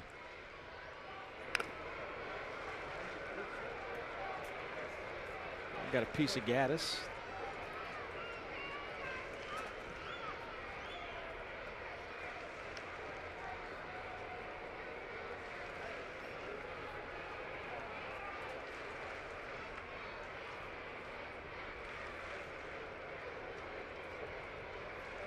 First time in franchise history that the Astros, the first major league team to 50 wins.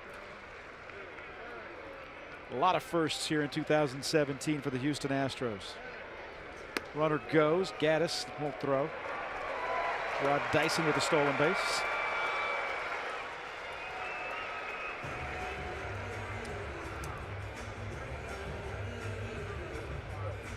It's a meaningless run out there. No reason to waste a throw on that. Let Dyson pad the stats. He is awarded the stolen base.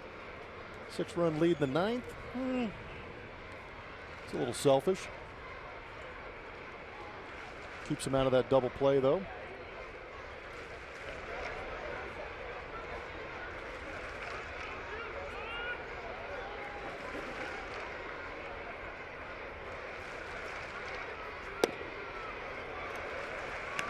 Well, this was a homestand that started great for the Mariners.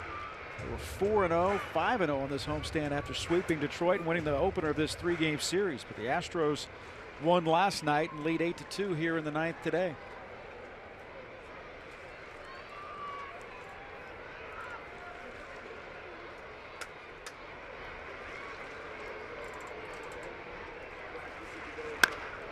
One hit on the ground into left field. Hold the runner at third. Dyson. Ball was hit hard. Reddick got to it quickly. Runners at the corners here in the 9th. You were talking about how good this road trip has been. It's also been good to have you sitting in the play-by-play seat. It's been a lot of fun working with you. I want to say I appreciate it, and I look forward to doing it again later in the season. It's been fun having you on the trip. Todd Callis will be back with you guys coming up on Tuesday, and I appreciate it as well. Making things real easy. So the Astros, man, they're making it easy as well right now. Absolutely. They have made this job a lot of fun, putting up some big numbers and playing some great baseball.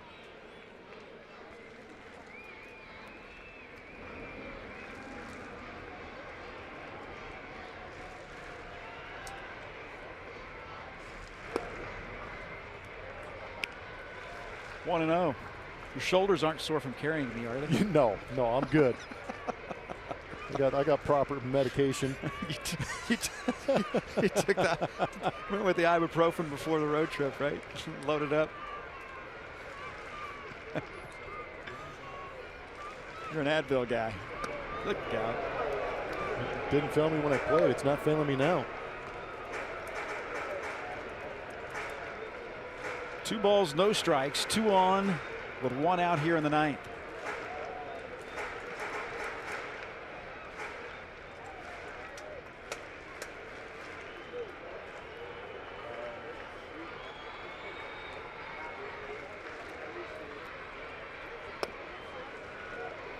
He did not.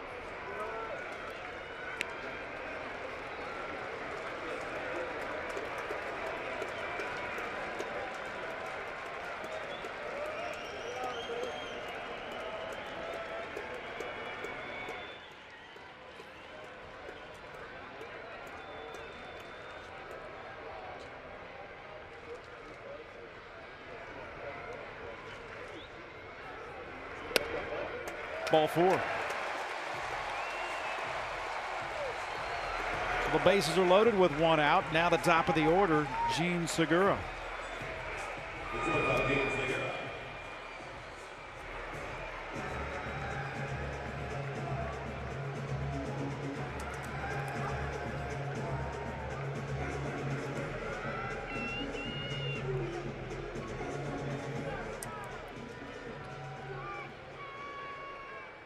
So after Zunino was called out on strikes to begin the 9th inning, Rod Dyson with a single. He's at third after Heredia singled and a walk to Taylor Motter, and Gene Segura, the leadoff man, who is 0 for 4, struck out a couple of times today.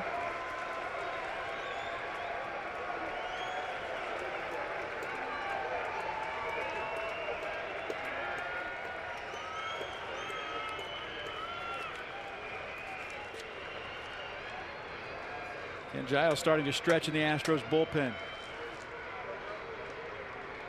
Now starting to throw.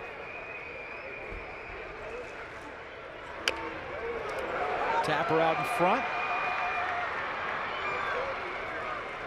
Just what the doctor ordered. There's 2 away.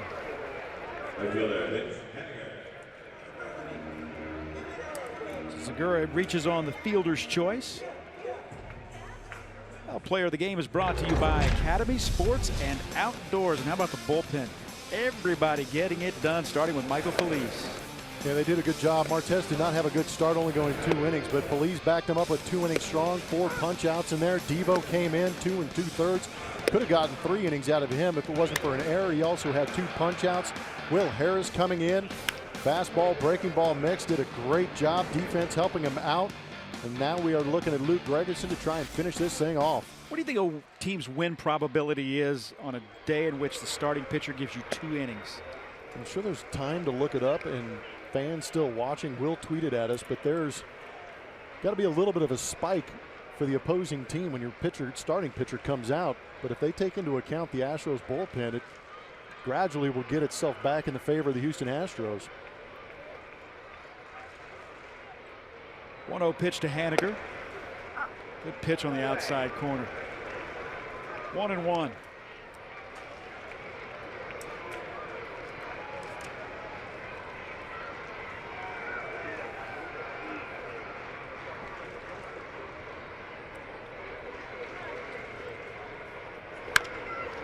Right at Correa, this should do it. Astros complete a 6-1 road trip and take 2 out of 3 from the Seattle Mariners. Astros get 3 home runs. Yuli Gurriel, Evan Gattis, both hitting big flies along with George Springer, and the Astros win it 8-2. We'll be back to wrap things up in a moment.